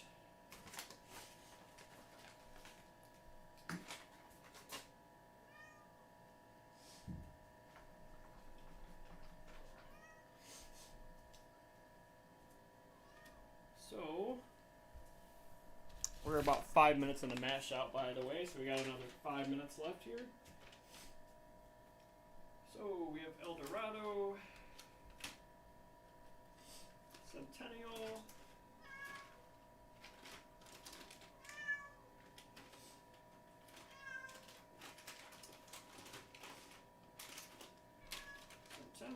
El Dorado, Mosaic. Grayson, relax. That's my cat. Oh my god. Come here.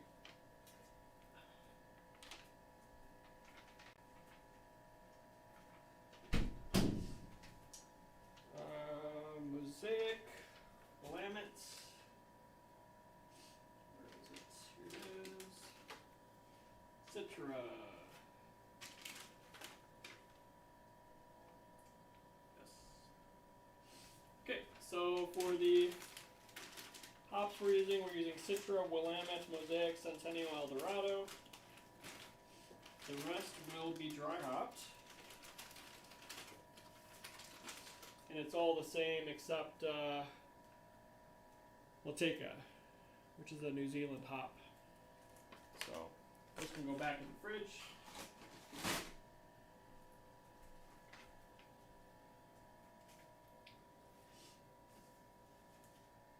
So we're now at 170 with 3.5 minutes to the boil. Then we will start ramping up to boiling. Once we start ramping up to boiling, I'm probably gonna go grab lunch. So in about 5 minutes, I'll grab lunch and start put some food in me, and then we'll come down to start the boil. Start doing our boil.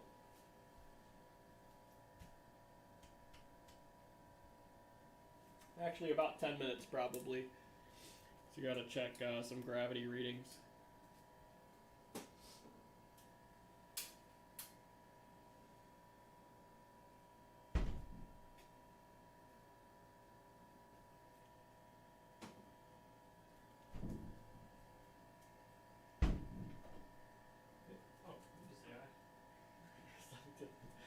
Thanks.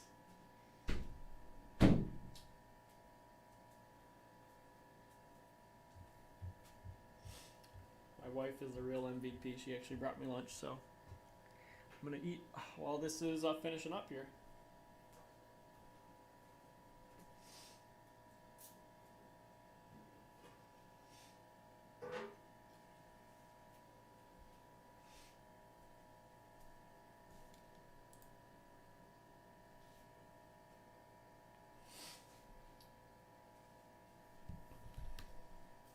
Got 2 more minutes.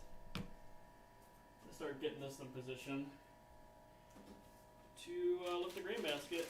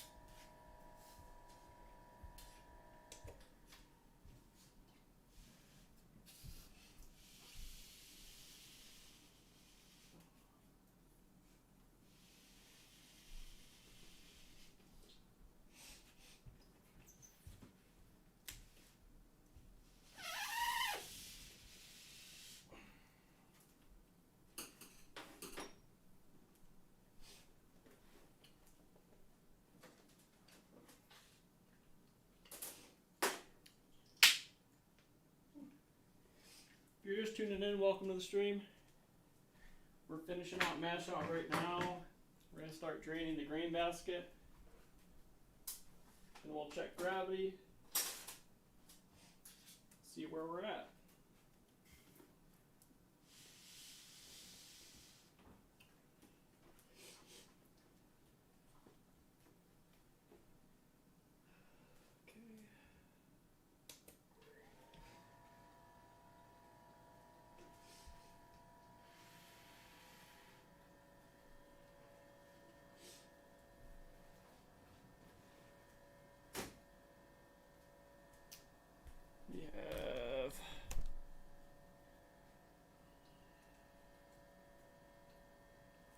We're at the 10-minute mark. Turn the pump off.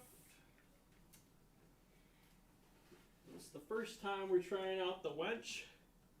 Never used this before, so we'll see how it goes.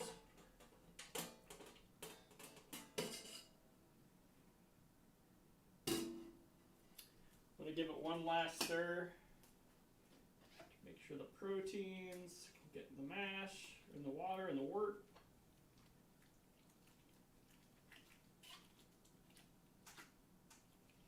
Also, the increased mash out temp should let these sugars drain through the grain bed a little bit easier. Great. Okay.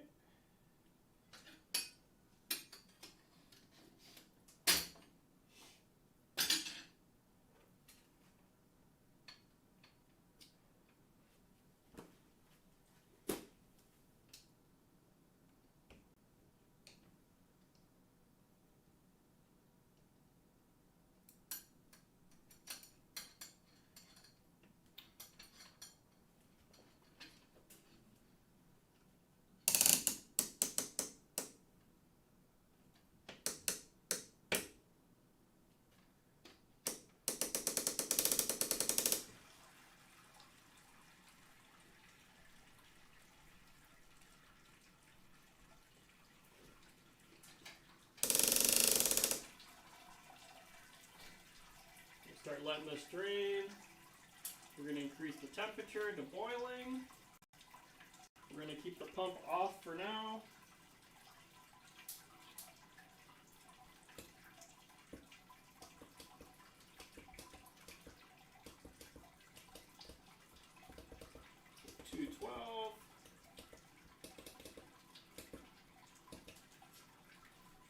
So that is now heating up.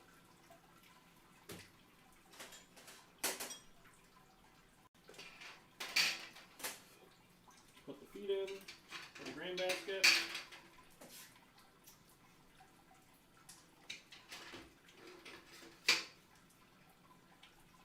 Lower this down.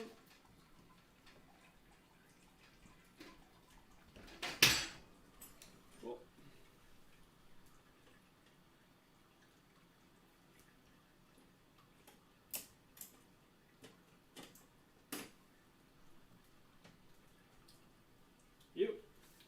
So that's heating up right now. And then we're going to start, we're going to let this naturally drain out for a sec. And then we are going to push on the grains to try to get as much liquid as we can out of the grains. AKA squeezing the bag. Hey.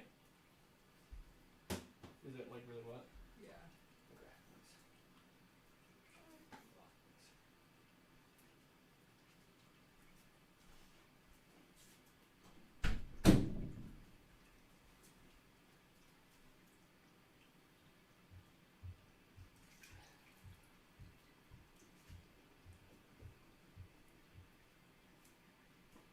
Okay. I'm going to start pushing on these grains a little bit.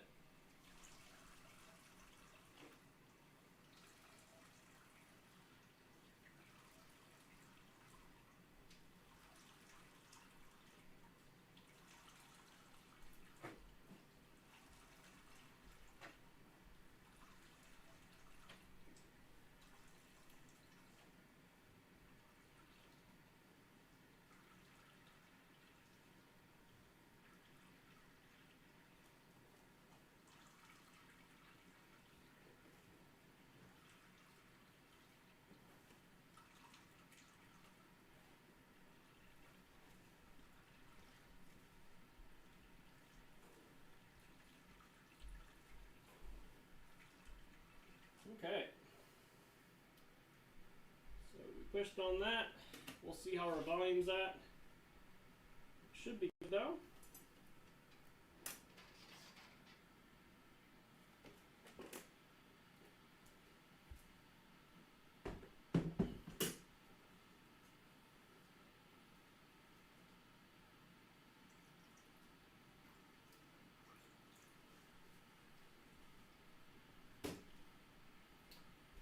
So, volume-wise, let's see where we're at.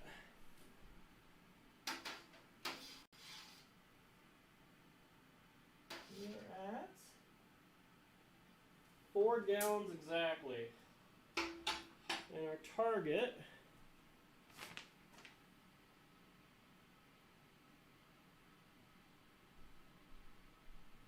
oh wow, it was 4.36. So we are off by 0.4 gallons. So I can either, this will be a lot less, which makes me think that this concentration is much higher. So we might actually add some distilled water to this. We're gonna check the gravity and see how that's off. If this is really high, then we're gonna add some distilled water to get the volume up a little bit.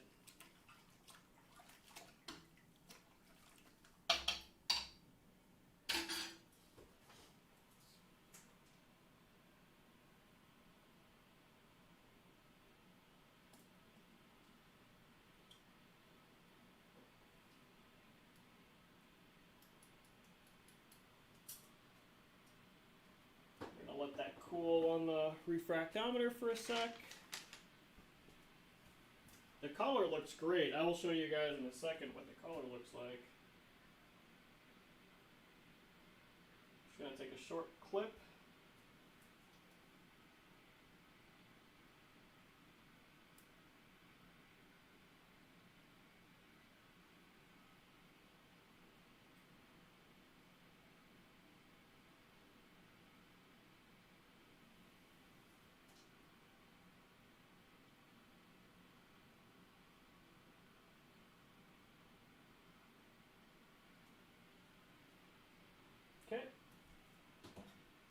for the YouTube video. Let's check how this came out.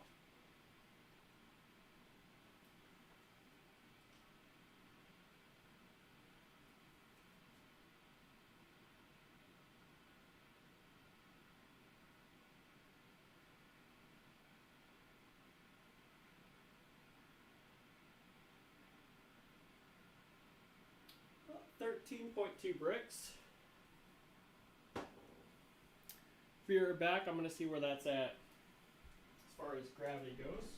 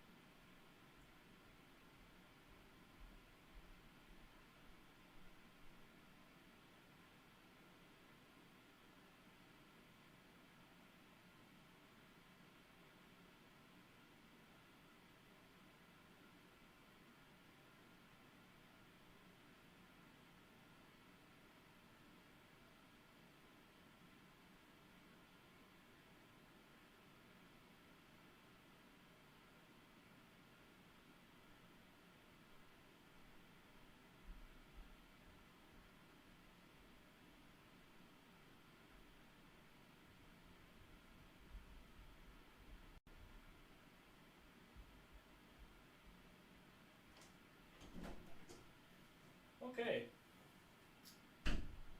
so we are at 1056. Our target was 1054. So our volume is way off though. I can probably add a little bit more water to this. We're in about 4 gallons. We're going to boil off about a half, yeah, I might just leave it. Our target was 3.7 gallons, but at 4 gallons, we're definitely going to be closer to 3.5 gallons. But that's okay. We'll stick with that. We're a little bit over. I'm going to take one more gravity reading just to make sure. But it looks like we're 1056 at 4 gallons right now.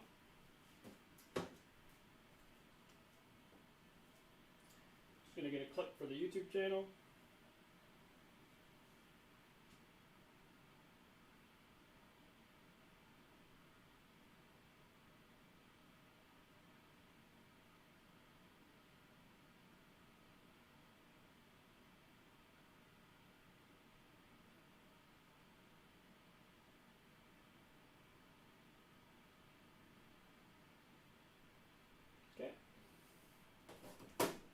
Take a quick reading.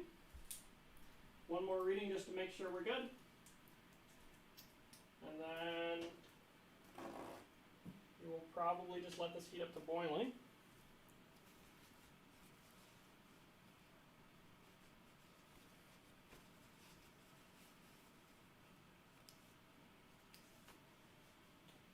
Okay.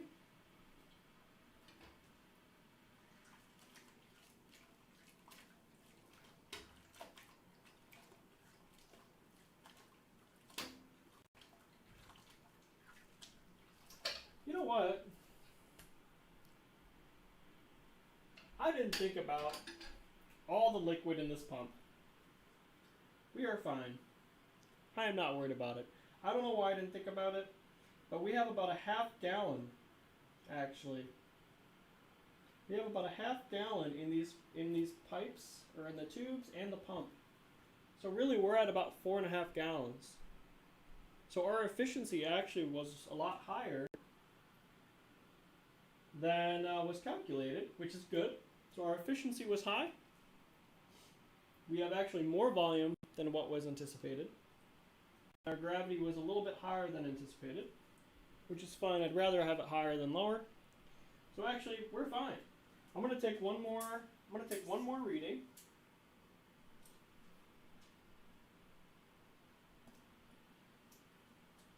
And we will move on to boil.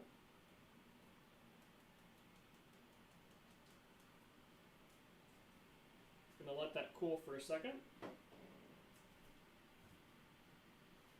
Yeah, but we're actually all good. I don't know why I didn't consider the volume in the pump and the tubes. But yeah. Yeah, we're doing just fine as far as everything goes. I will change the screen. This is mash. We are now boiling.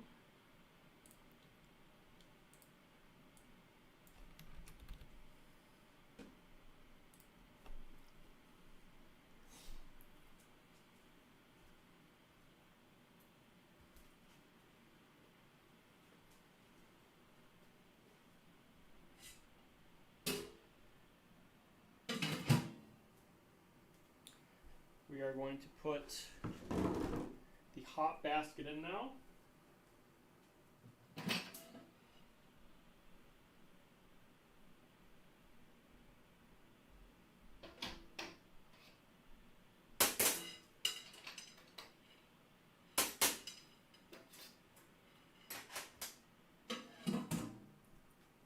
And that will leave a little gap for the steam to escape. Now we will push this over so that it can be under the vent to ventilate the moisture.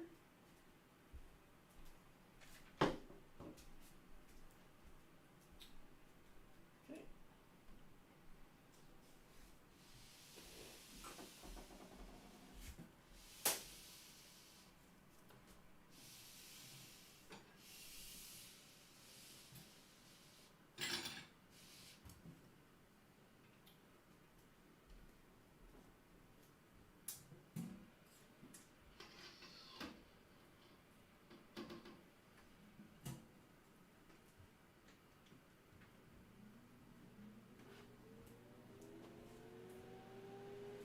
We have to have the vent on now, so there's going to be a little bit more background noise.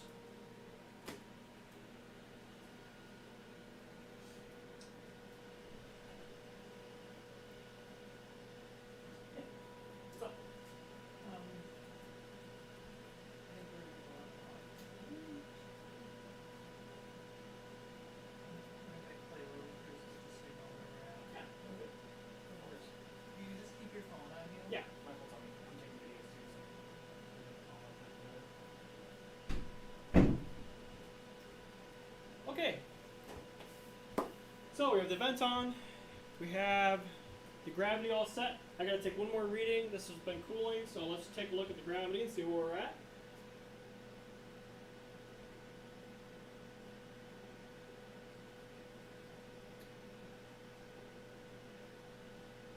Okay, so the second reading, we're actually at about 13.8. So yeah, our efficiency was actually very good for this. I'll have to calculate it after the stream to see how our efficiency was. I'm going to take one quick clip for the YouTube video.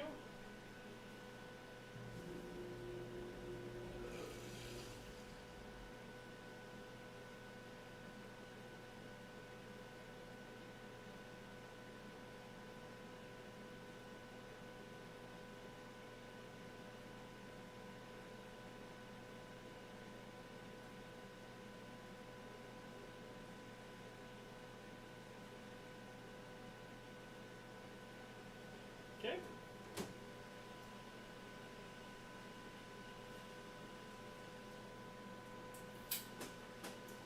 We're going to let this heat up to a boil.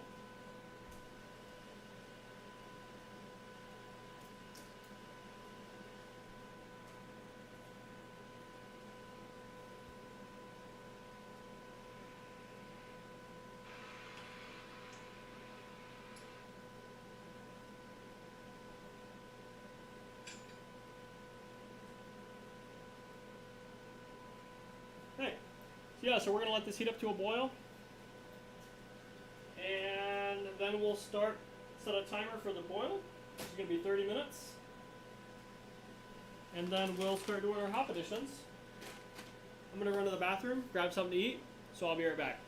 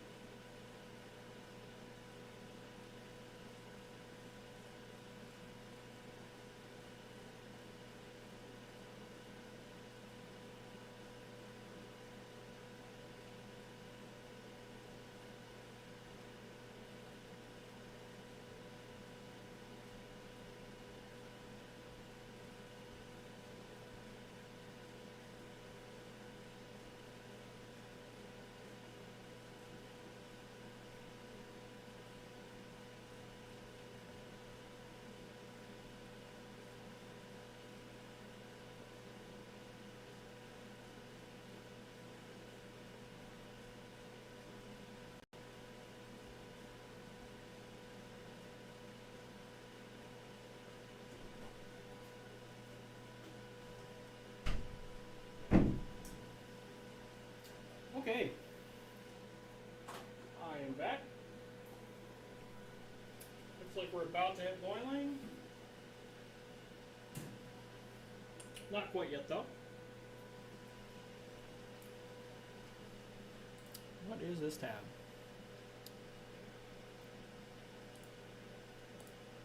Give me 1 second. I'll fix that.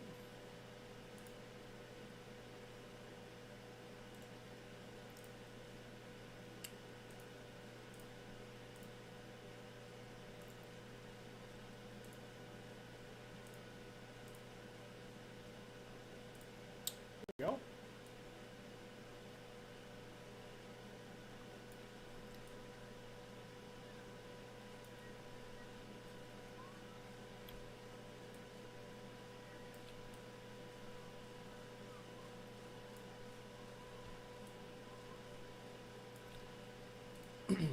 Beautiful. Okay, cool. So we are just letting this hit to boiling. We're at 207 right now. We'll start boiling at around 210. Then we'll set a timer. It should boil off around a half gallon. So we are right on track.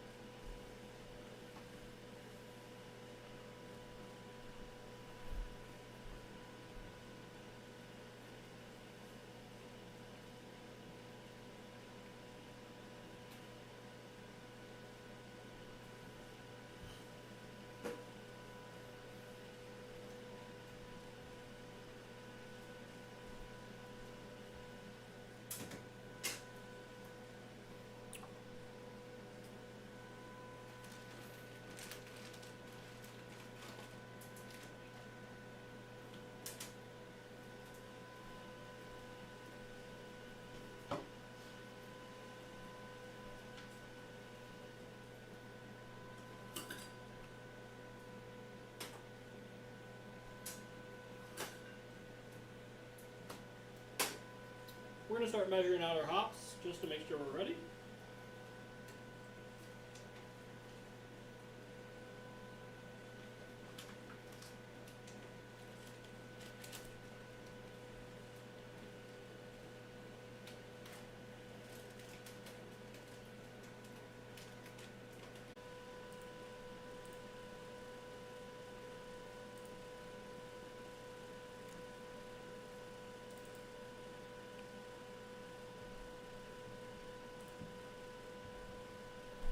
We crashed again.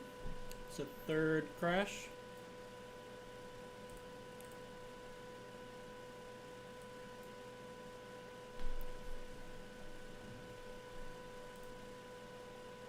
Definitely have some kinks to work out here.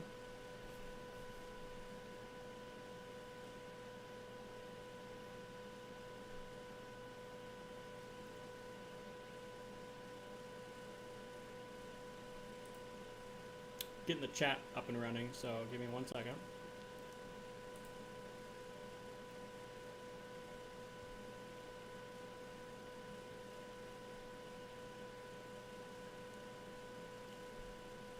Okay.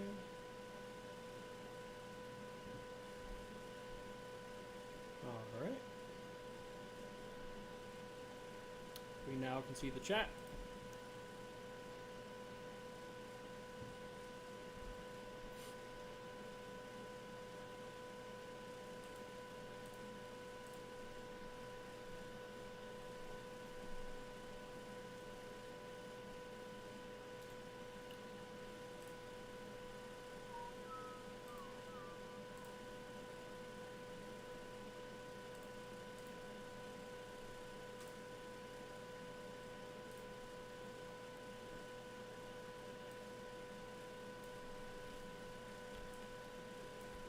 Okay, try this again.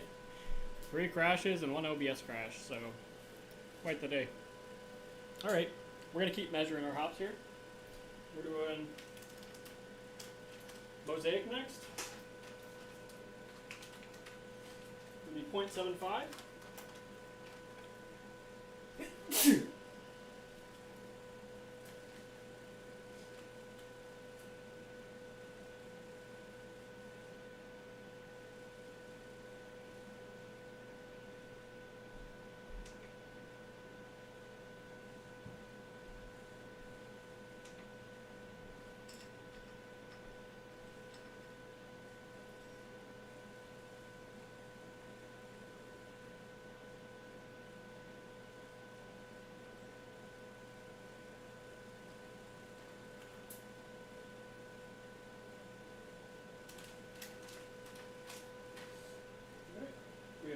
of Mosaic.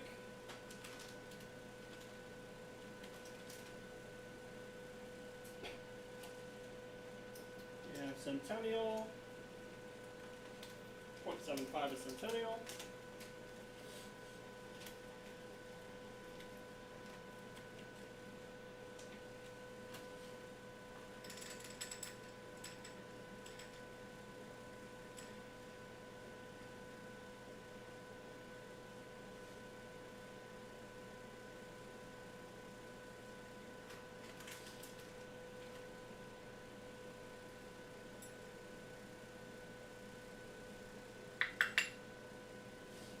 And lastly, we have Eldorado, 0.75.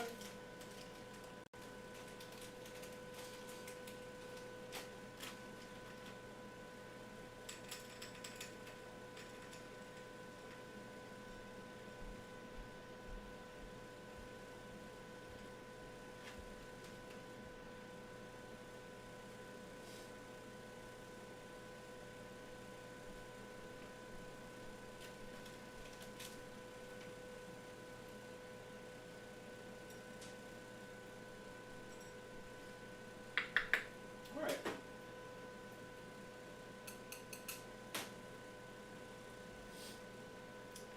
So that's what we're adding to the whirlpool.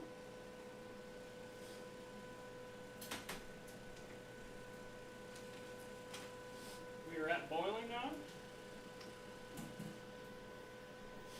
Honestly, we've probably been boiling for about 5 minutes now, so we're gonna set the timer for boil.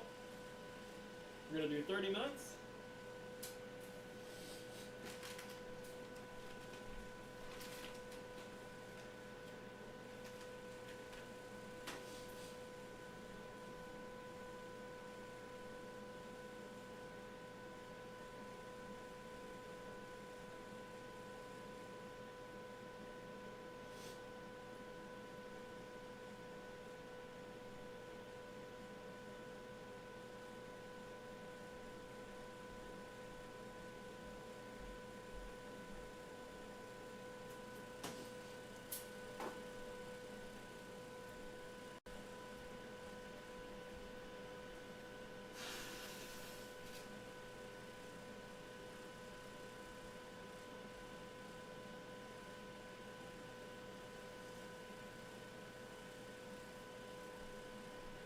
Okay.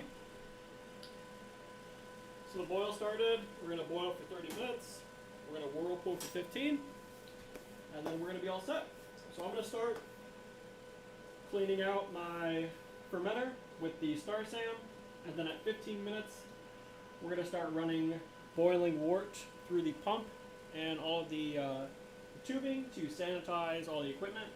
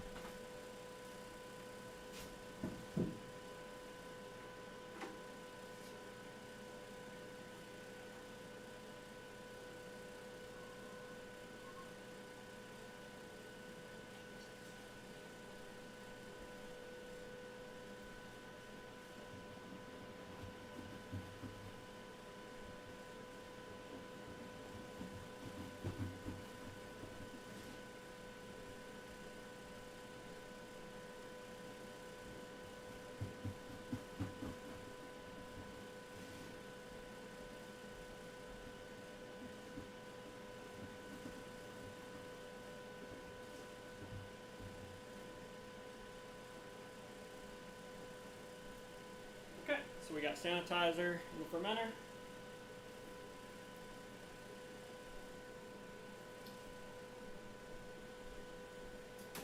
Start hooking up our wort chiller.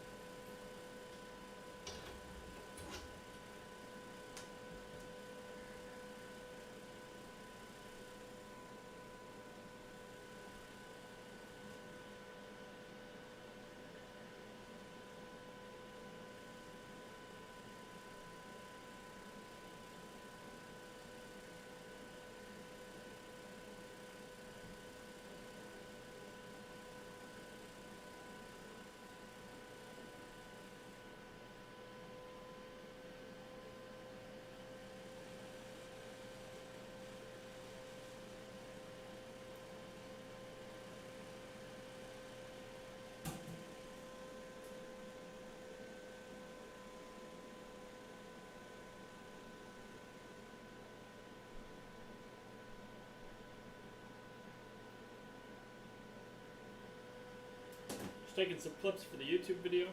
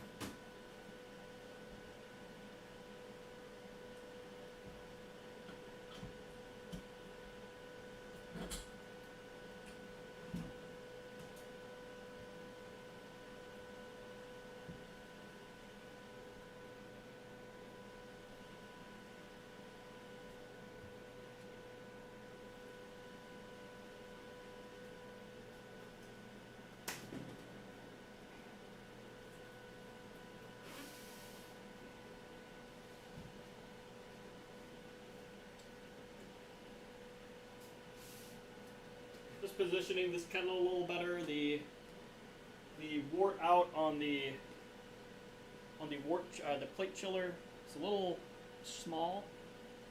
Might want to grab a longer tube for the future. So just had to run that a little closer.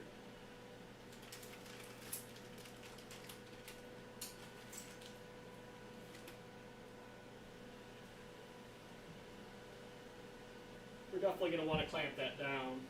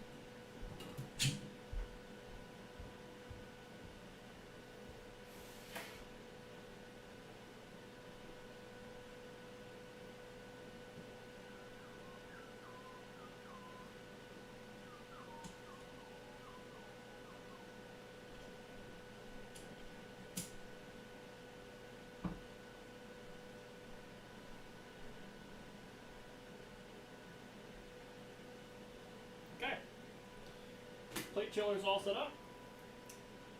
We're only 8 minutes in. Well, about probably boiling for a few minutes over, so in a few more minutes we'll start sanitizing the chiller.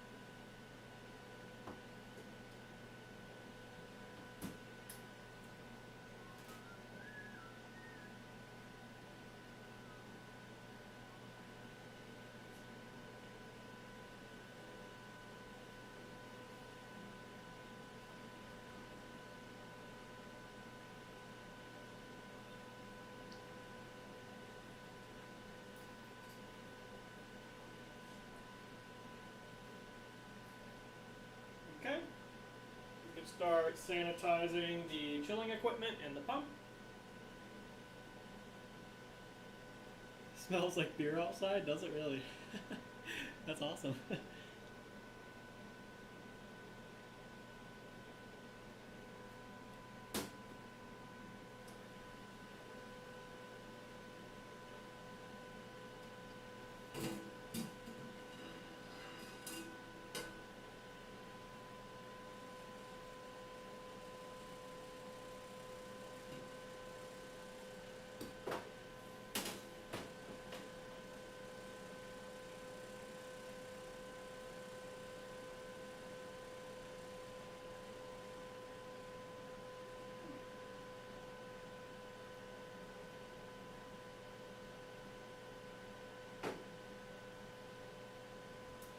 We're going to have to bring our pump up a little bit, because this tube is not long enough, so we're going to move this just a little bit here.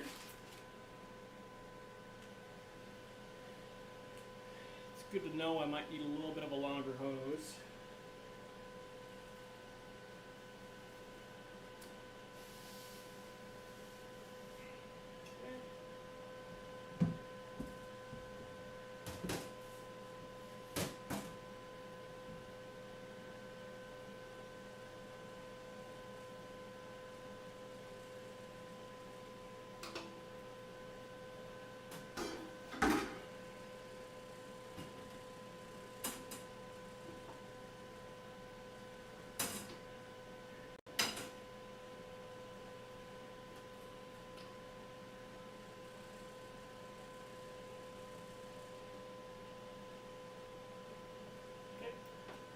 I'm going to hold on to all these tubes while I turn the pump on, just so things don't get shifted out of place.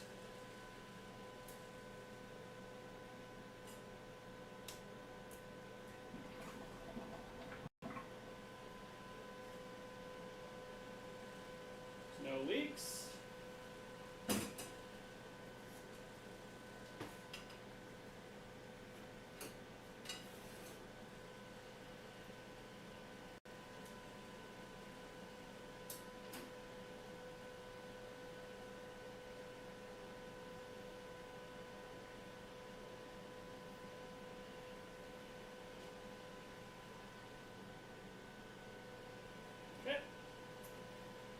clip holding this down real quick while this is sanitizing.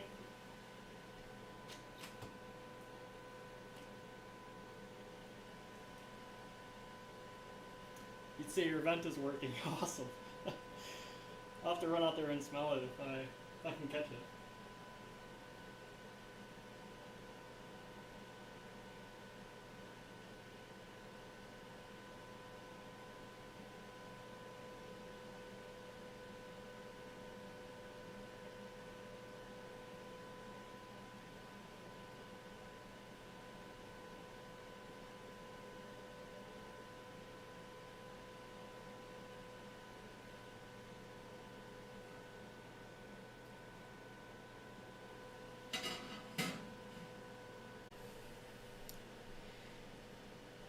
We crashed again. We're almost done though. This has to hold on for just a little while longer and we will be all set. I have a lot of kinks to work out. I now know. I expected there to be crashes. That's why I left the warning down here for crashes, so people would expect them. Getting the chat up here just a sec. Right now, everything is sanitizing. We're still in the boil right now. We are approaching chilling here shortly. And once we get to 180, we got to do some hop additions, some whirlpool additions.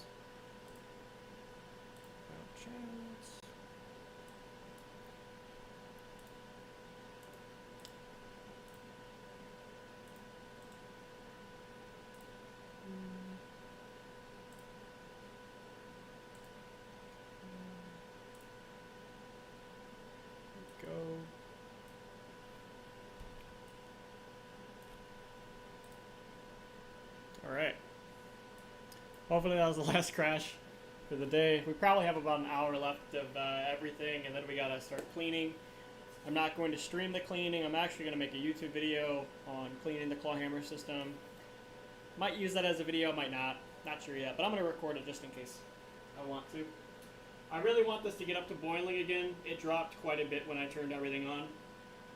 It dropped to around 202. I want to make sure that it's boiling so I know that this is all sanitized, all the equipment, before I start cooling it down. Pretty much right now we're about 25 minutes into the boil phase, but it's not boiling. So we're going to get this up to a boil. We might boil for like 5 minutes. We'll call it there. That'll be the 30-minute boil. Then we'll cool it down to 180, start our whirlpool for 15 minutes, cool down to pitching temp, throw it in the fermenter, throw it in the fermentation chamber, and let it do its thing. So that's where we're at right now. It's all looking pretty great. I absolutely love the system here, especially for cooling. Dealing with quick disconnects, light years nicer than dealing with the shitty hose connections outside. So pretty happy about that. Now that's turning out. Sanitizing the probe and sanitizing the thermo well for fermentation as well. So getting all sanitized and ready to go for fermentation.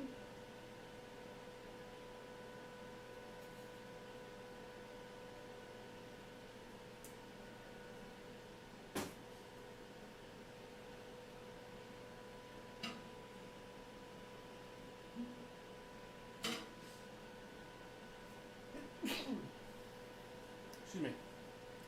This is heating up pretty slow this time around. So we're going to let this go and heat up.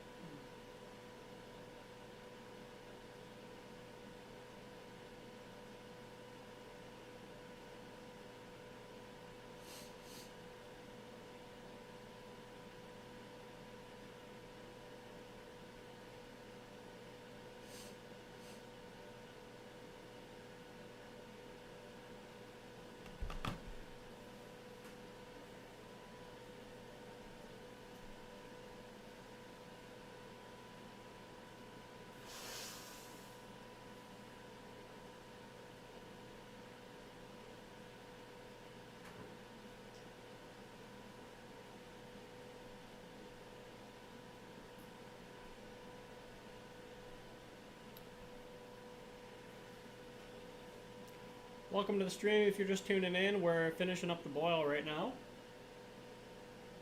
We're sanitizing all the cooling equipment, so we're wrapping up here.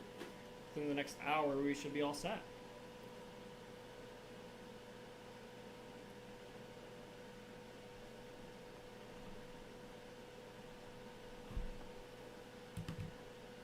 I'm gonna get another half glass of the porter.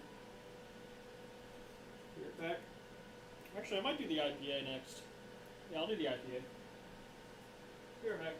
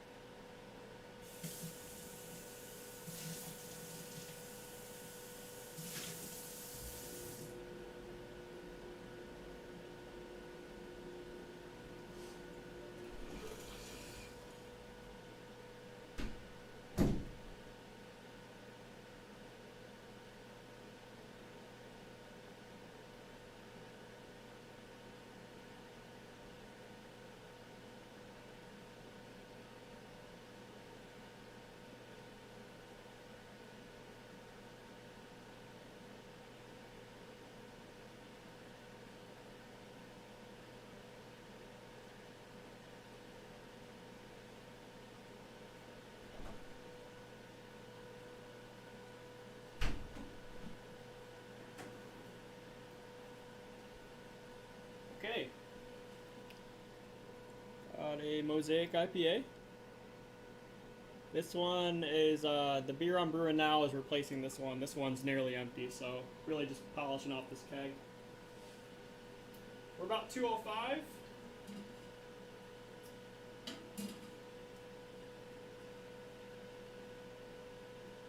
It is officially boiling now. Let's see where the timer's at.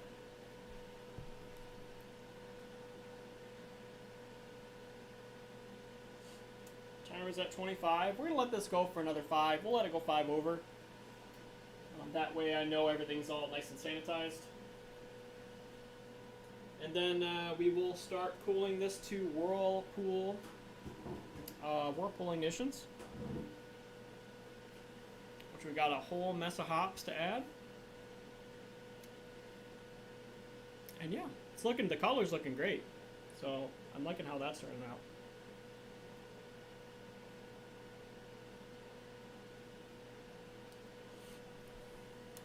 If you've never brewed with Mosaic hops, they're amazing. I love them. They, the IPA I'm drinking right now is made with 100% Mosaic, dry hop, boiled, flavor. It's all Mosaic. It's very good.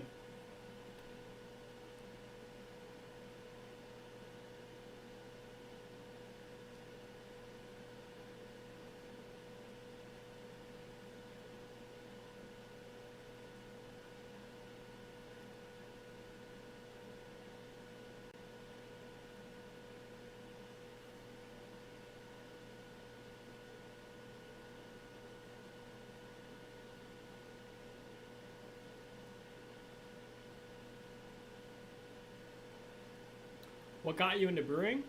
How you doing, William? My dad. My dad got me into brewing. My dad and a neighbor friend started out with those Mr. Beer kits, with those, I think they're like probably 2.5 or 3 gallon extract kits you'd buy. Probably made pretty shitty beer, but yeah, they started with Mr. Beer kits. I absolutely hated it when I was a kid. Started getting interested in it when I got older. And then when I turned 21, I started brewing with my dad. And then I started getting into extract, or all grain brewing shortly after that. My dad is still doing extract, but he likes doing extract, and there's nothing wrong with that. My dad turns out pretty good beer, so extract is pretty good nowadays, so. Yeah, pretty much my dad got me started into it. My dad still brews today. We brew every year. I'd say I brew more than him, but he definitely still brews every year, so probably about 2 batches a year. He does 2 batches a year, so.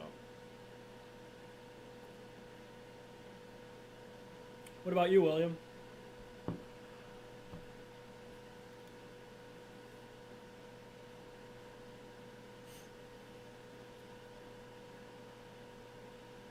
About another 2 minutes and we'll start chilling this down.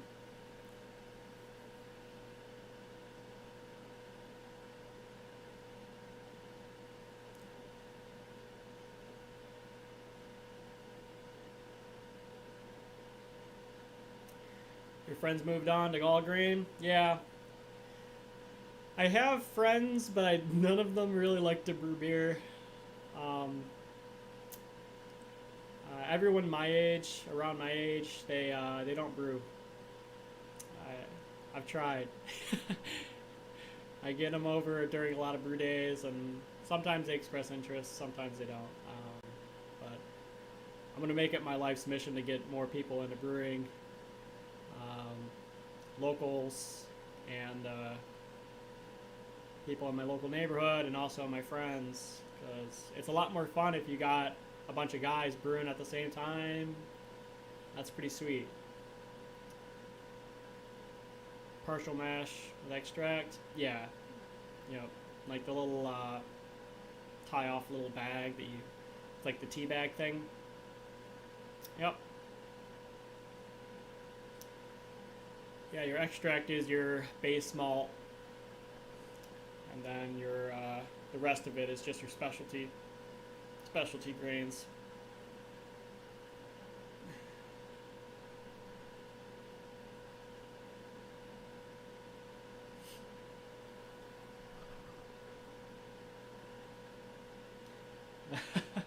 Free beer? Yeah, it's fun when you can get a bunch of guys going and they turn out, you know, lots of stuff they want you to sample. A lot of fun.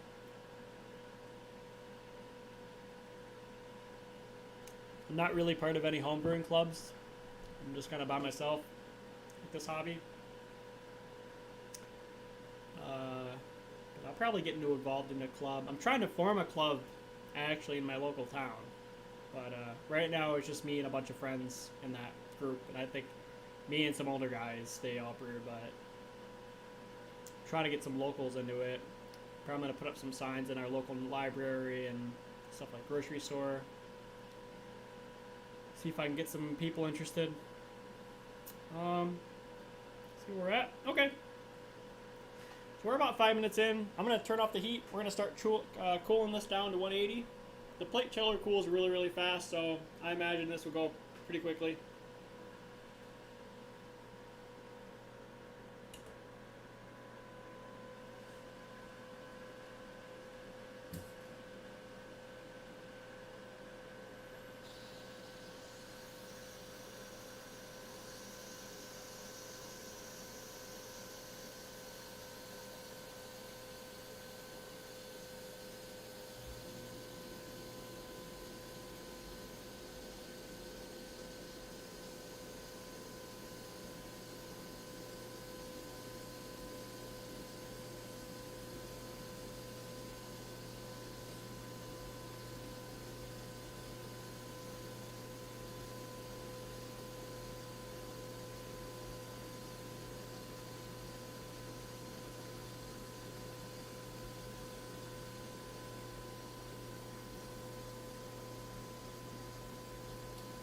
I'm just taking some clips for the YouTube channel.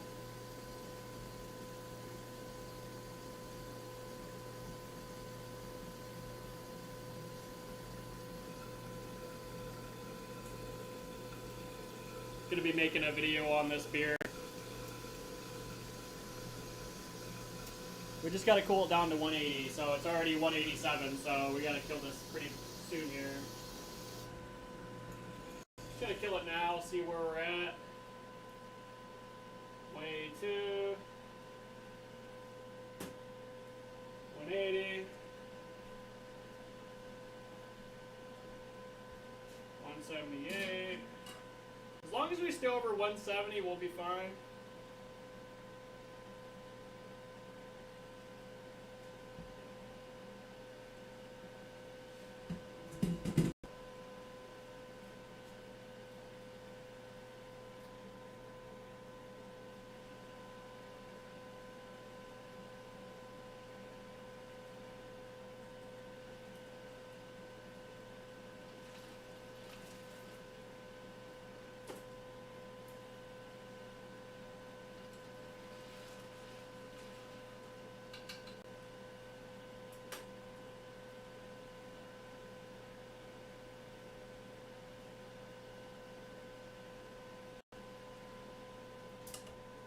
I'm gonna turn the heat on.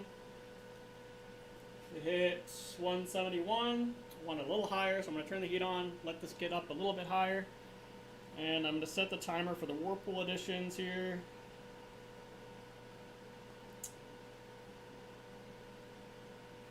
So we are starting the Whirlpool now. Change the step on the stream.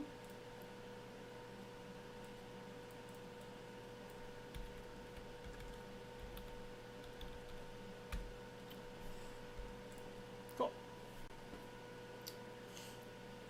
Tonight I tried my first sour beer made with new Philly sour yeast. Awesome, dude. You know, sours really got me interested. A lot of people are making sours on YouTube. I really want to try a sour, but I need an actual pH meter to do a sour. As you know, pH is everything when it comes to a sour, and you know, with the lactobacillus and stuff like that. Right now I'm just using the pool strips, so when I can afford a Milwaukee pH meter, when I get a Milwaukee pH meter, then I'm probably going to try a sour out, just because it looks fun. Are you doing any fruits with the sour? Purees, or are you just, what kind of sour?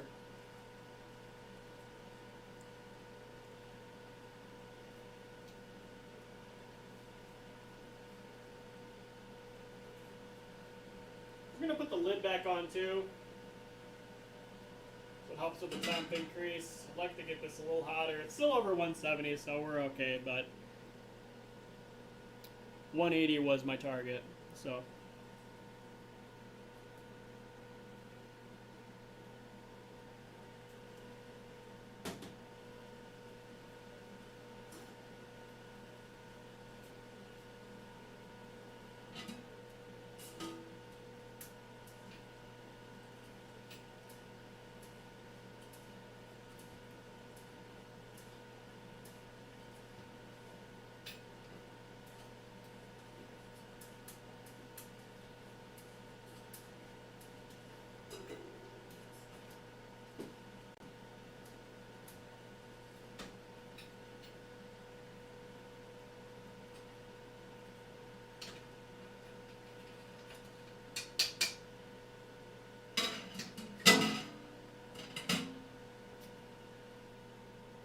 My hop basket doesn't do well with a lot of hops. You kind of have to push them down so you get a lot of good contact with it.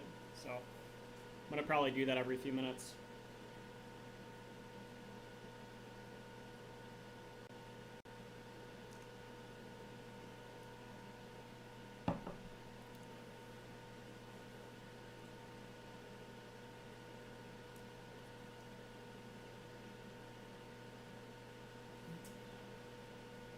Temperature's increasing. We're about 174, which is good.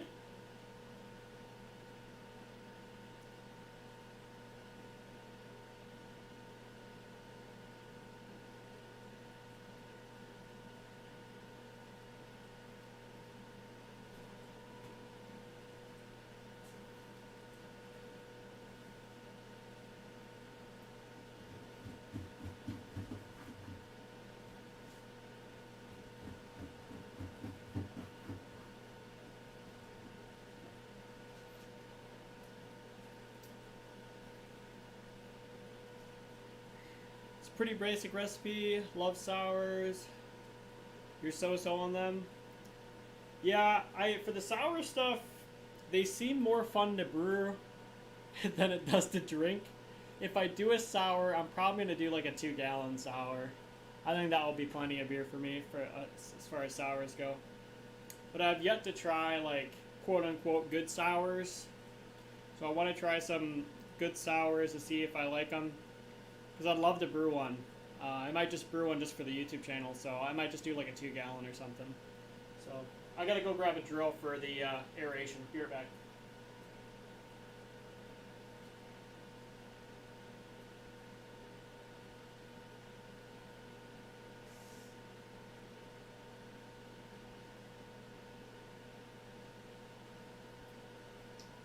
Got our drill. We're about 176 right now. I it gets up to 178, I'll probably kill the heat. It's probably fine.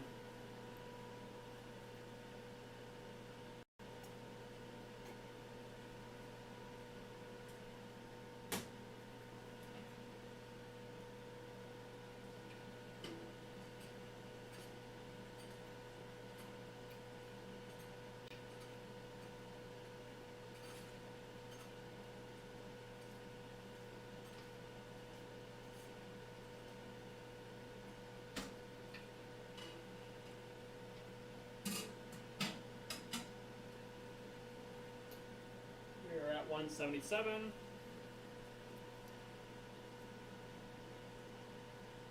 Now that you're married with kids, you scaled down from 5 to 2.5. Yeah, we just had our first kid, and I'm also married, so I'm actually scaling down too. But it's actually not because I'm not drinking enough. It's because I want to brew even more. Now that I have this room downstairs, I love brewing as much as I love drinking. So, well, actually, if I had to say, I probably love brewing more than I like drinking. So I want to brew more. So I'm doing 3.5 gallons right now. If I can get a good rotation going, because I'd like to brew, in a perfect world, I'd like to brew like every 6 weeks. 8 weeks tops. That would be fun. Right now I'm brewing a little bit longer than that, because I'm brewing I was brewing 5-gallon batches, so I think the 3.5 gallons would be good, because my wife drinks, but she's particular. She likes the dark stuff. She likes hazies too, so she'll probably drink this one too, but she won't drink the IPA, the Mosaic IPA. This is all me, so.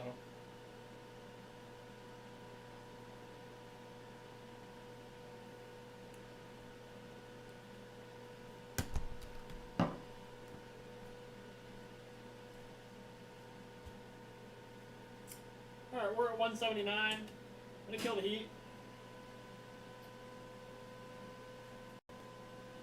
If it gets over 180, I'll turn this is pretty easy to regulate temperature. Just click a button to heat, turn a ball valve to cool. It's very nice. It's very nice to control this.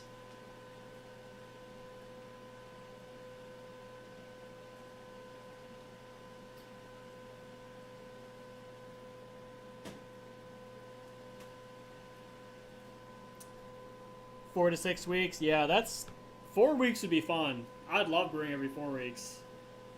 Yeah, that's why I'm shooting like 6 weeks. If I can shoot 6 weeks, give or take a week, that'd be good. So we'll see how fast the 3.5 gallon kegs clear out. If they clear out at a good time, then I'll be brewing again very shortly. Because I have 2 taps in my basement. The other keg is an English stout. Or an English porter, I apologize. That's almost done. So I'm going to be brewing probably in the next 2 weeks, 2 or 3 weeks. Is it a Clawhammer brew system? Yes. Yes, this is the Clawhammer brew in a bag system.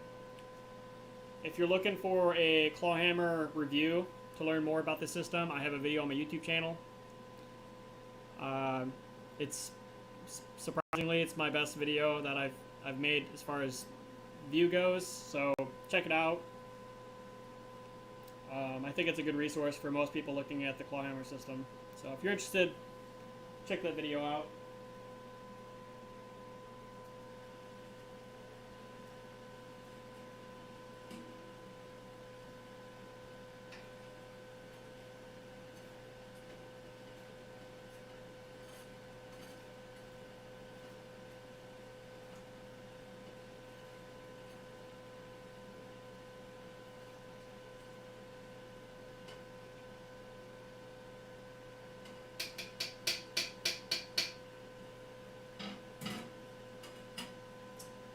We're holding 178 pretty well.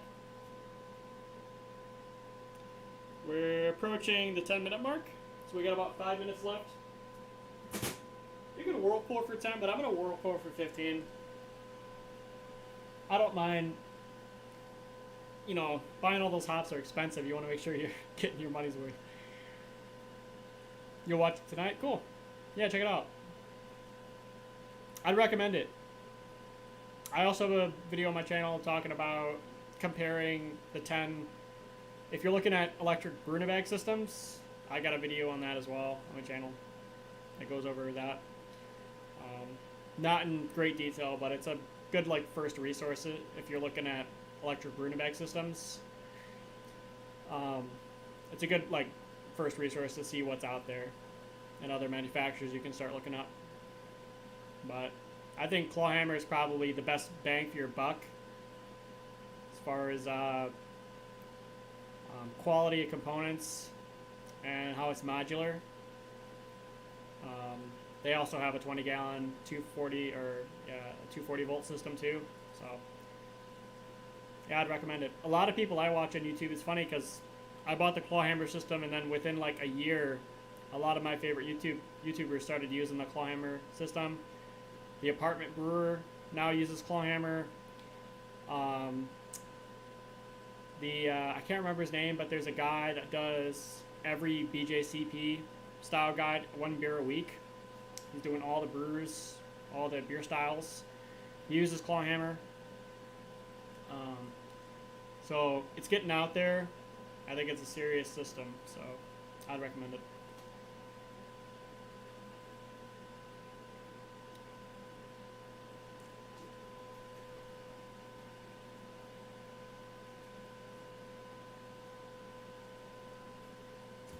Alright, we're about 175, which is good.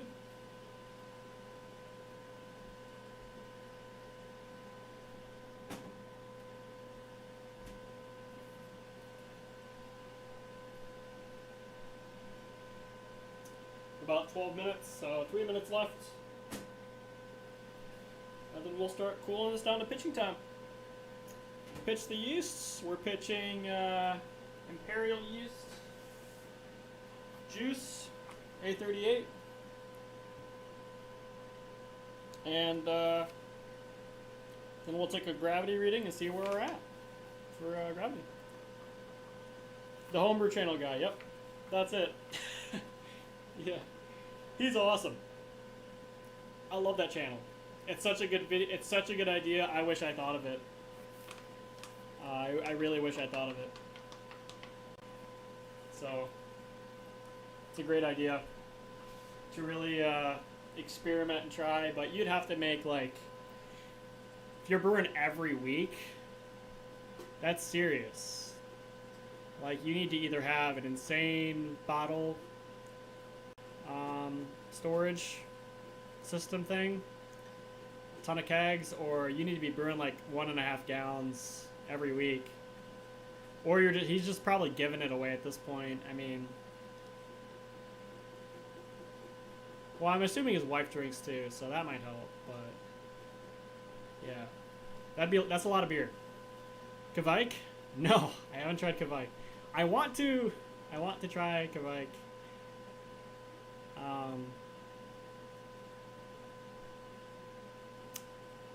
Yeah, haven't tried it yet though. That's the plan though.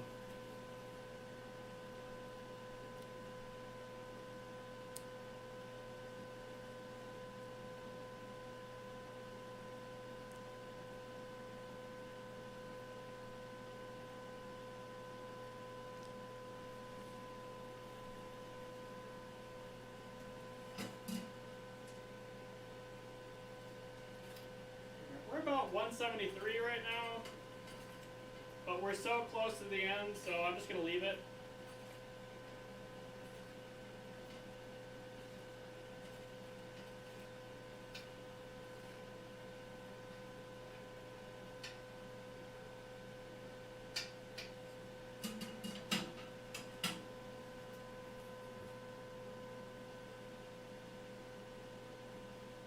Minute left, and we'll start cooling it down. Yo, what's up, Phil? How you doing, man?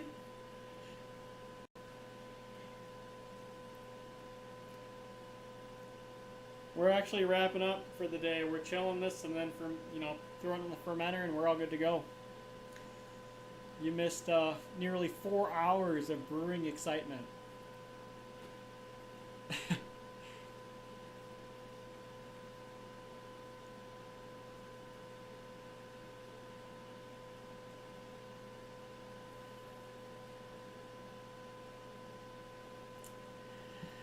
Some beers you do.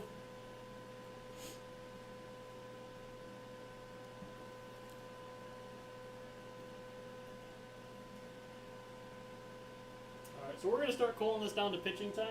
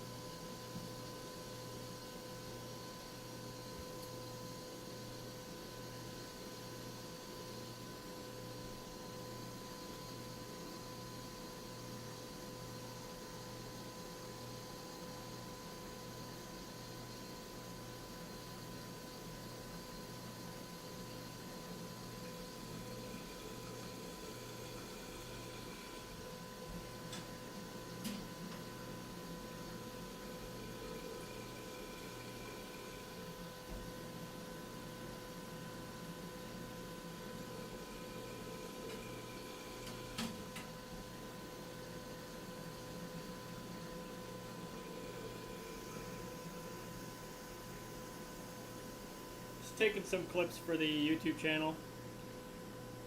What am I brewing? I'm brewing a New England style IPA, otherwise known as a hazy, juicy IPA. Room looks banger. Thanks, man. Thank you. It was a really fun project. I loved it. I love using it. This is amazing.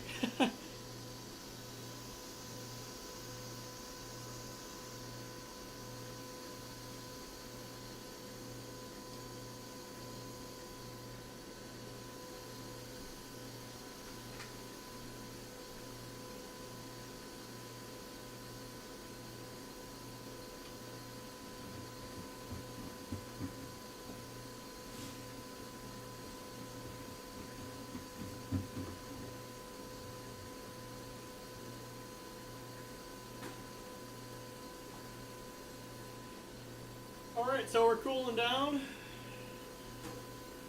Once we get down to around 70 degrees, 80 degrees, we'll start throwing that in the fermenter. Pitch our imperial juice yeast, and we'll let it ferment. And then we're going to call it for the stream. I got some cleanup to do, but I'm not going to stream that. That's kind of boring.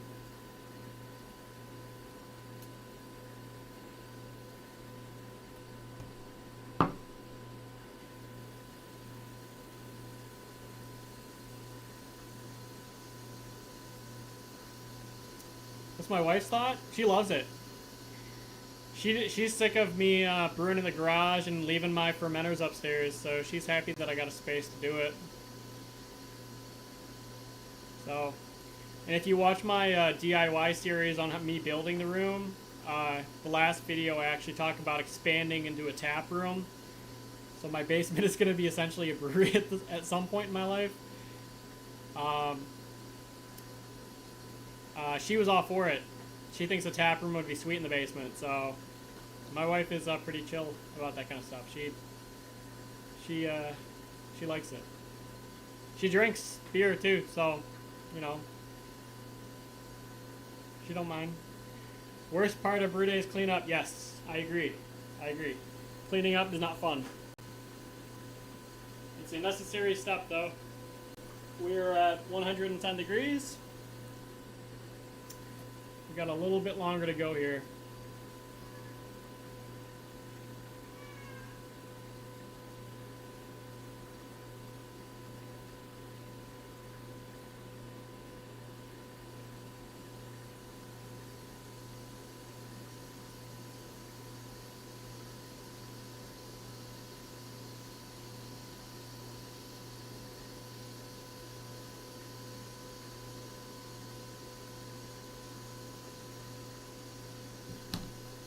Great wife? Yeah, I'm lucky.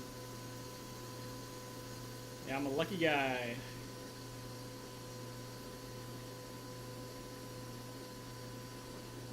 This used to be her art room. I commandeered it. I said, this is my brew room now, and she said, okay. So, yep. This used to be her art room. Her art room's outside now, in the main area.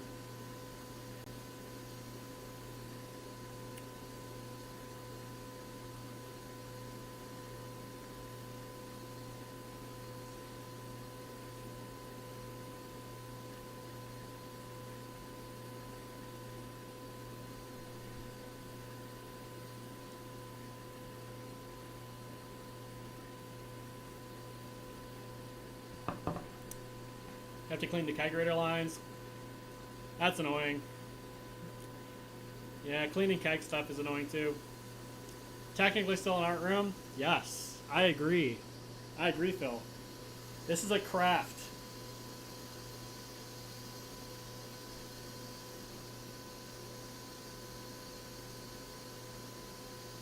We're at about 92.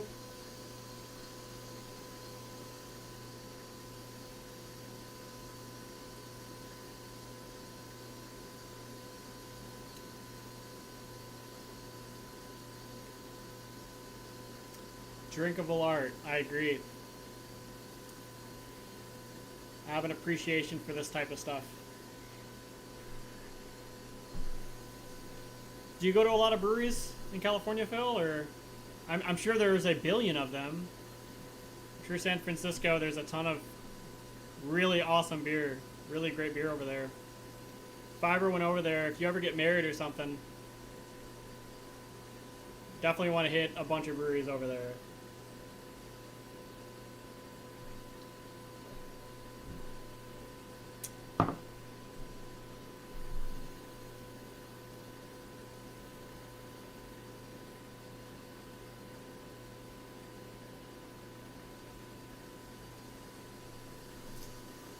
Alright, we're at 184. Everything is closed, even outside? Does California allow outside dining or no?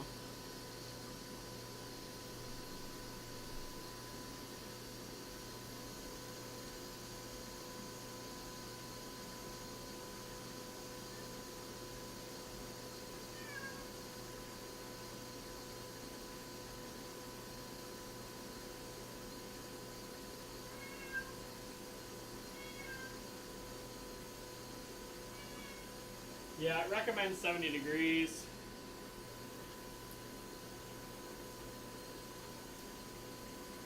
It's at 80 right now.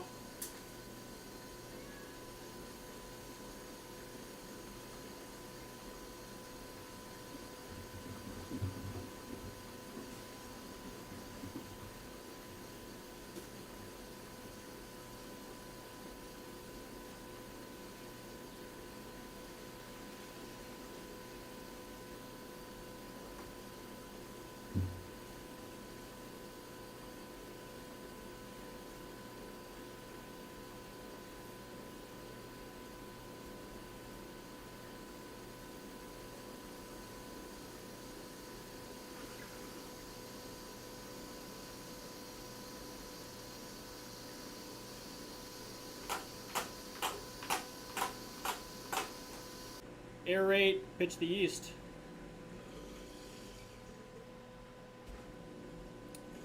The stream just disconnected there for a second, but yeah, I'm gonna aerate this, throw it in the fermenter, and then pitch the yeast, and we're gonna be all set.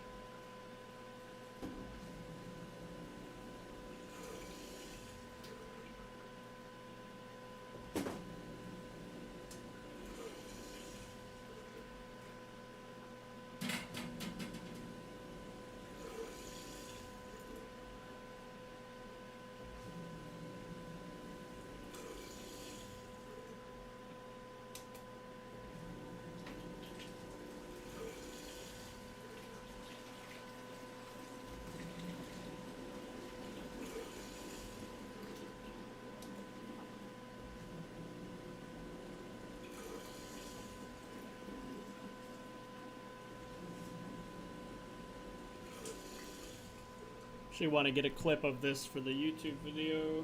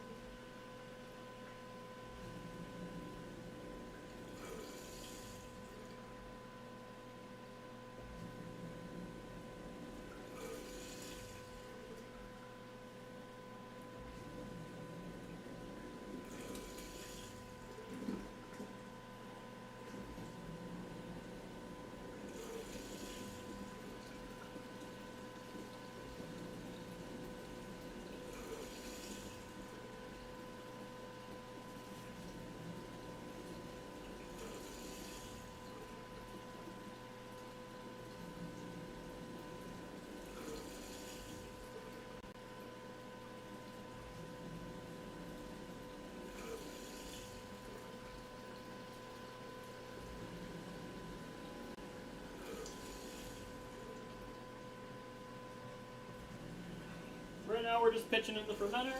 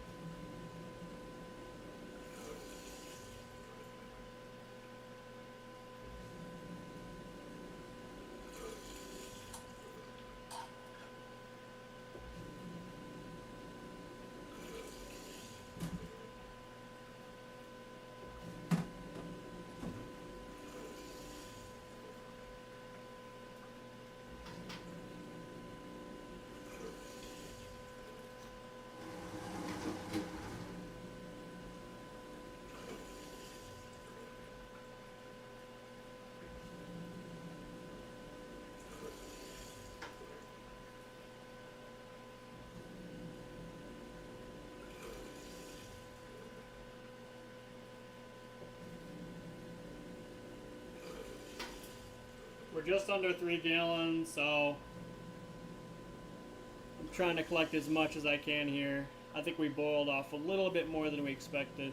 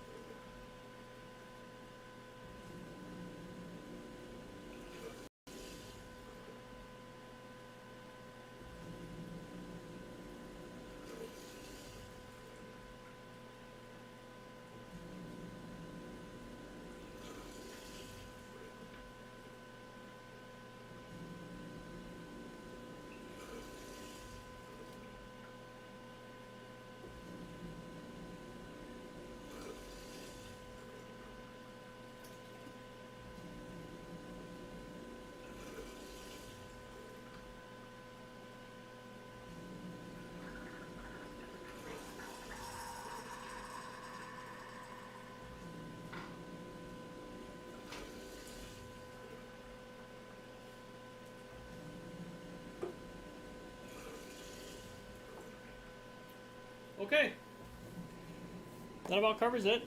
We're going to take a gravity reading, and then we're going to see where we're at.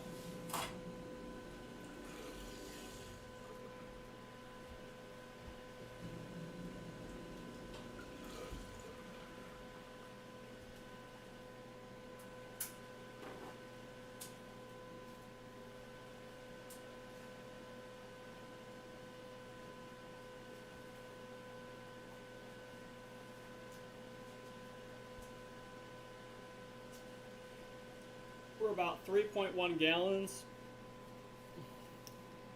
So I'm going to have to figure out where the rest of that water went. I'm guessing steam that we didn't account for.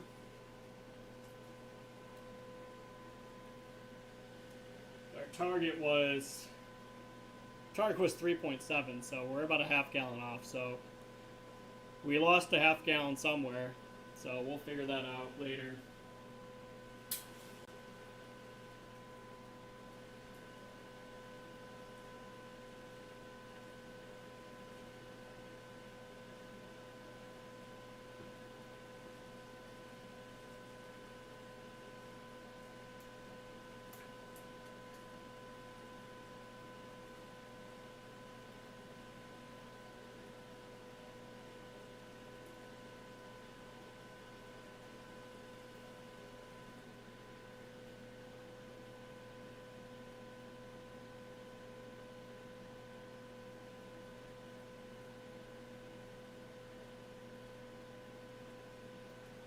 We're at about 14 bricks. Did you drink it? No, I don't drink it yet.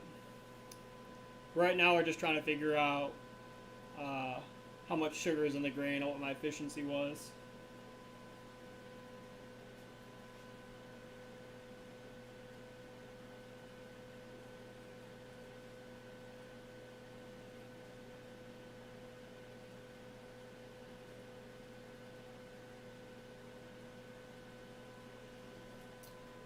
14 bricks.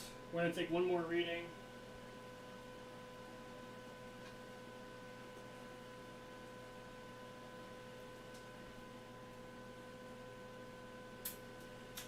Then we will pitch our yeast.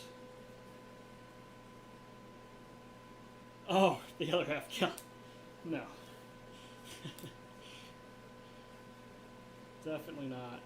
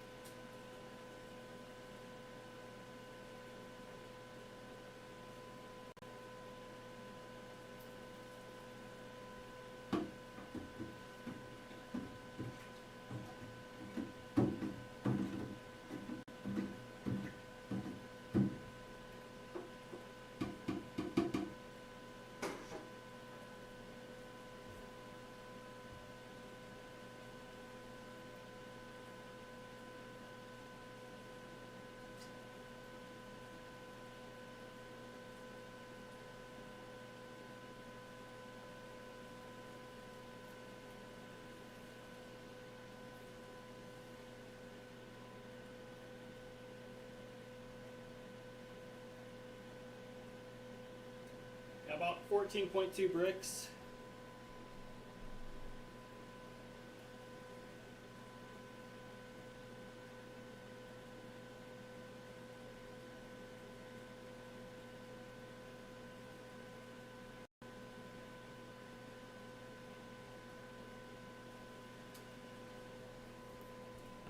Okay, we'll pitch our yeast.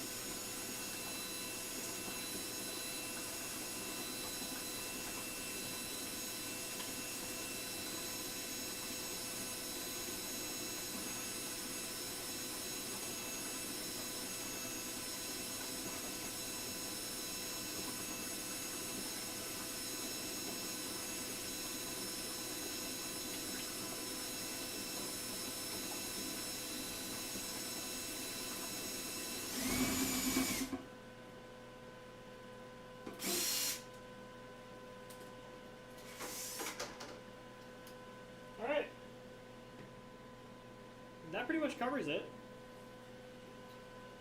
Gonna just cap it up. Check out our final volume.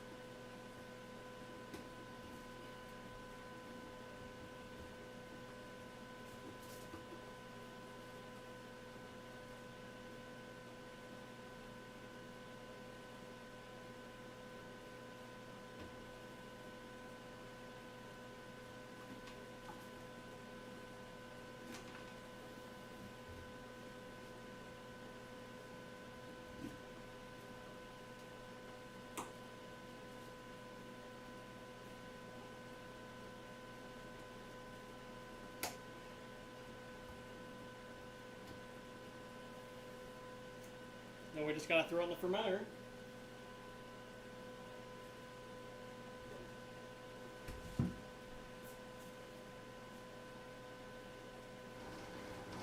Or the fermentation chamber, I should say.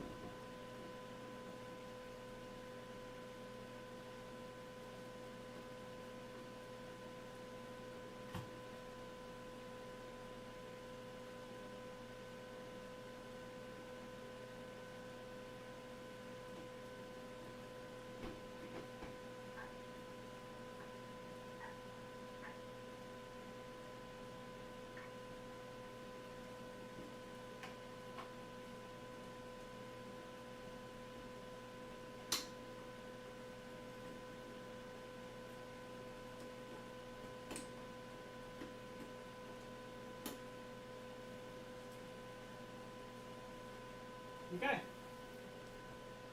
The top is on the fermenter. The probe is set. The airlock is set. As far as volumes go, we're probably at, I don't know, probably 3 1/4. So we definitely lost about a half gallon somewhere. I'll have to run the final bricks to see what our final gravity is. I'll probably do that in a second and see where we ended up here.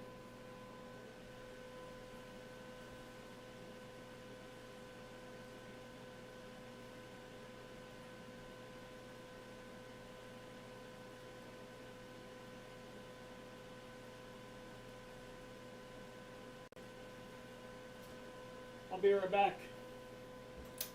We're going to see what the final gravity was, or the starting gravity was, I should say.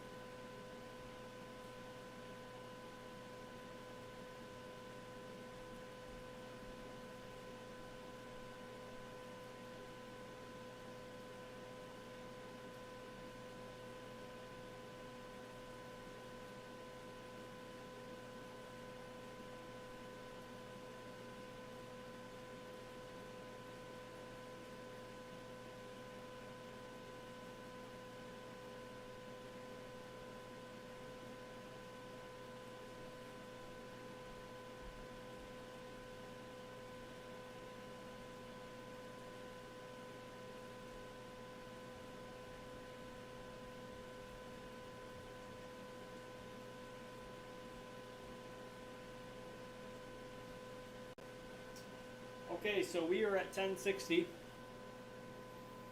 for the starting gravity.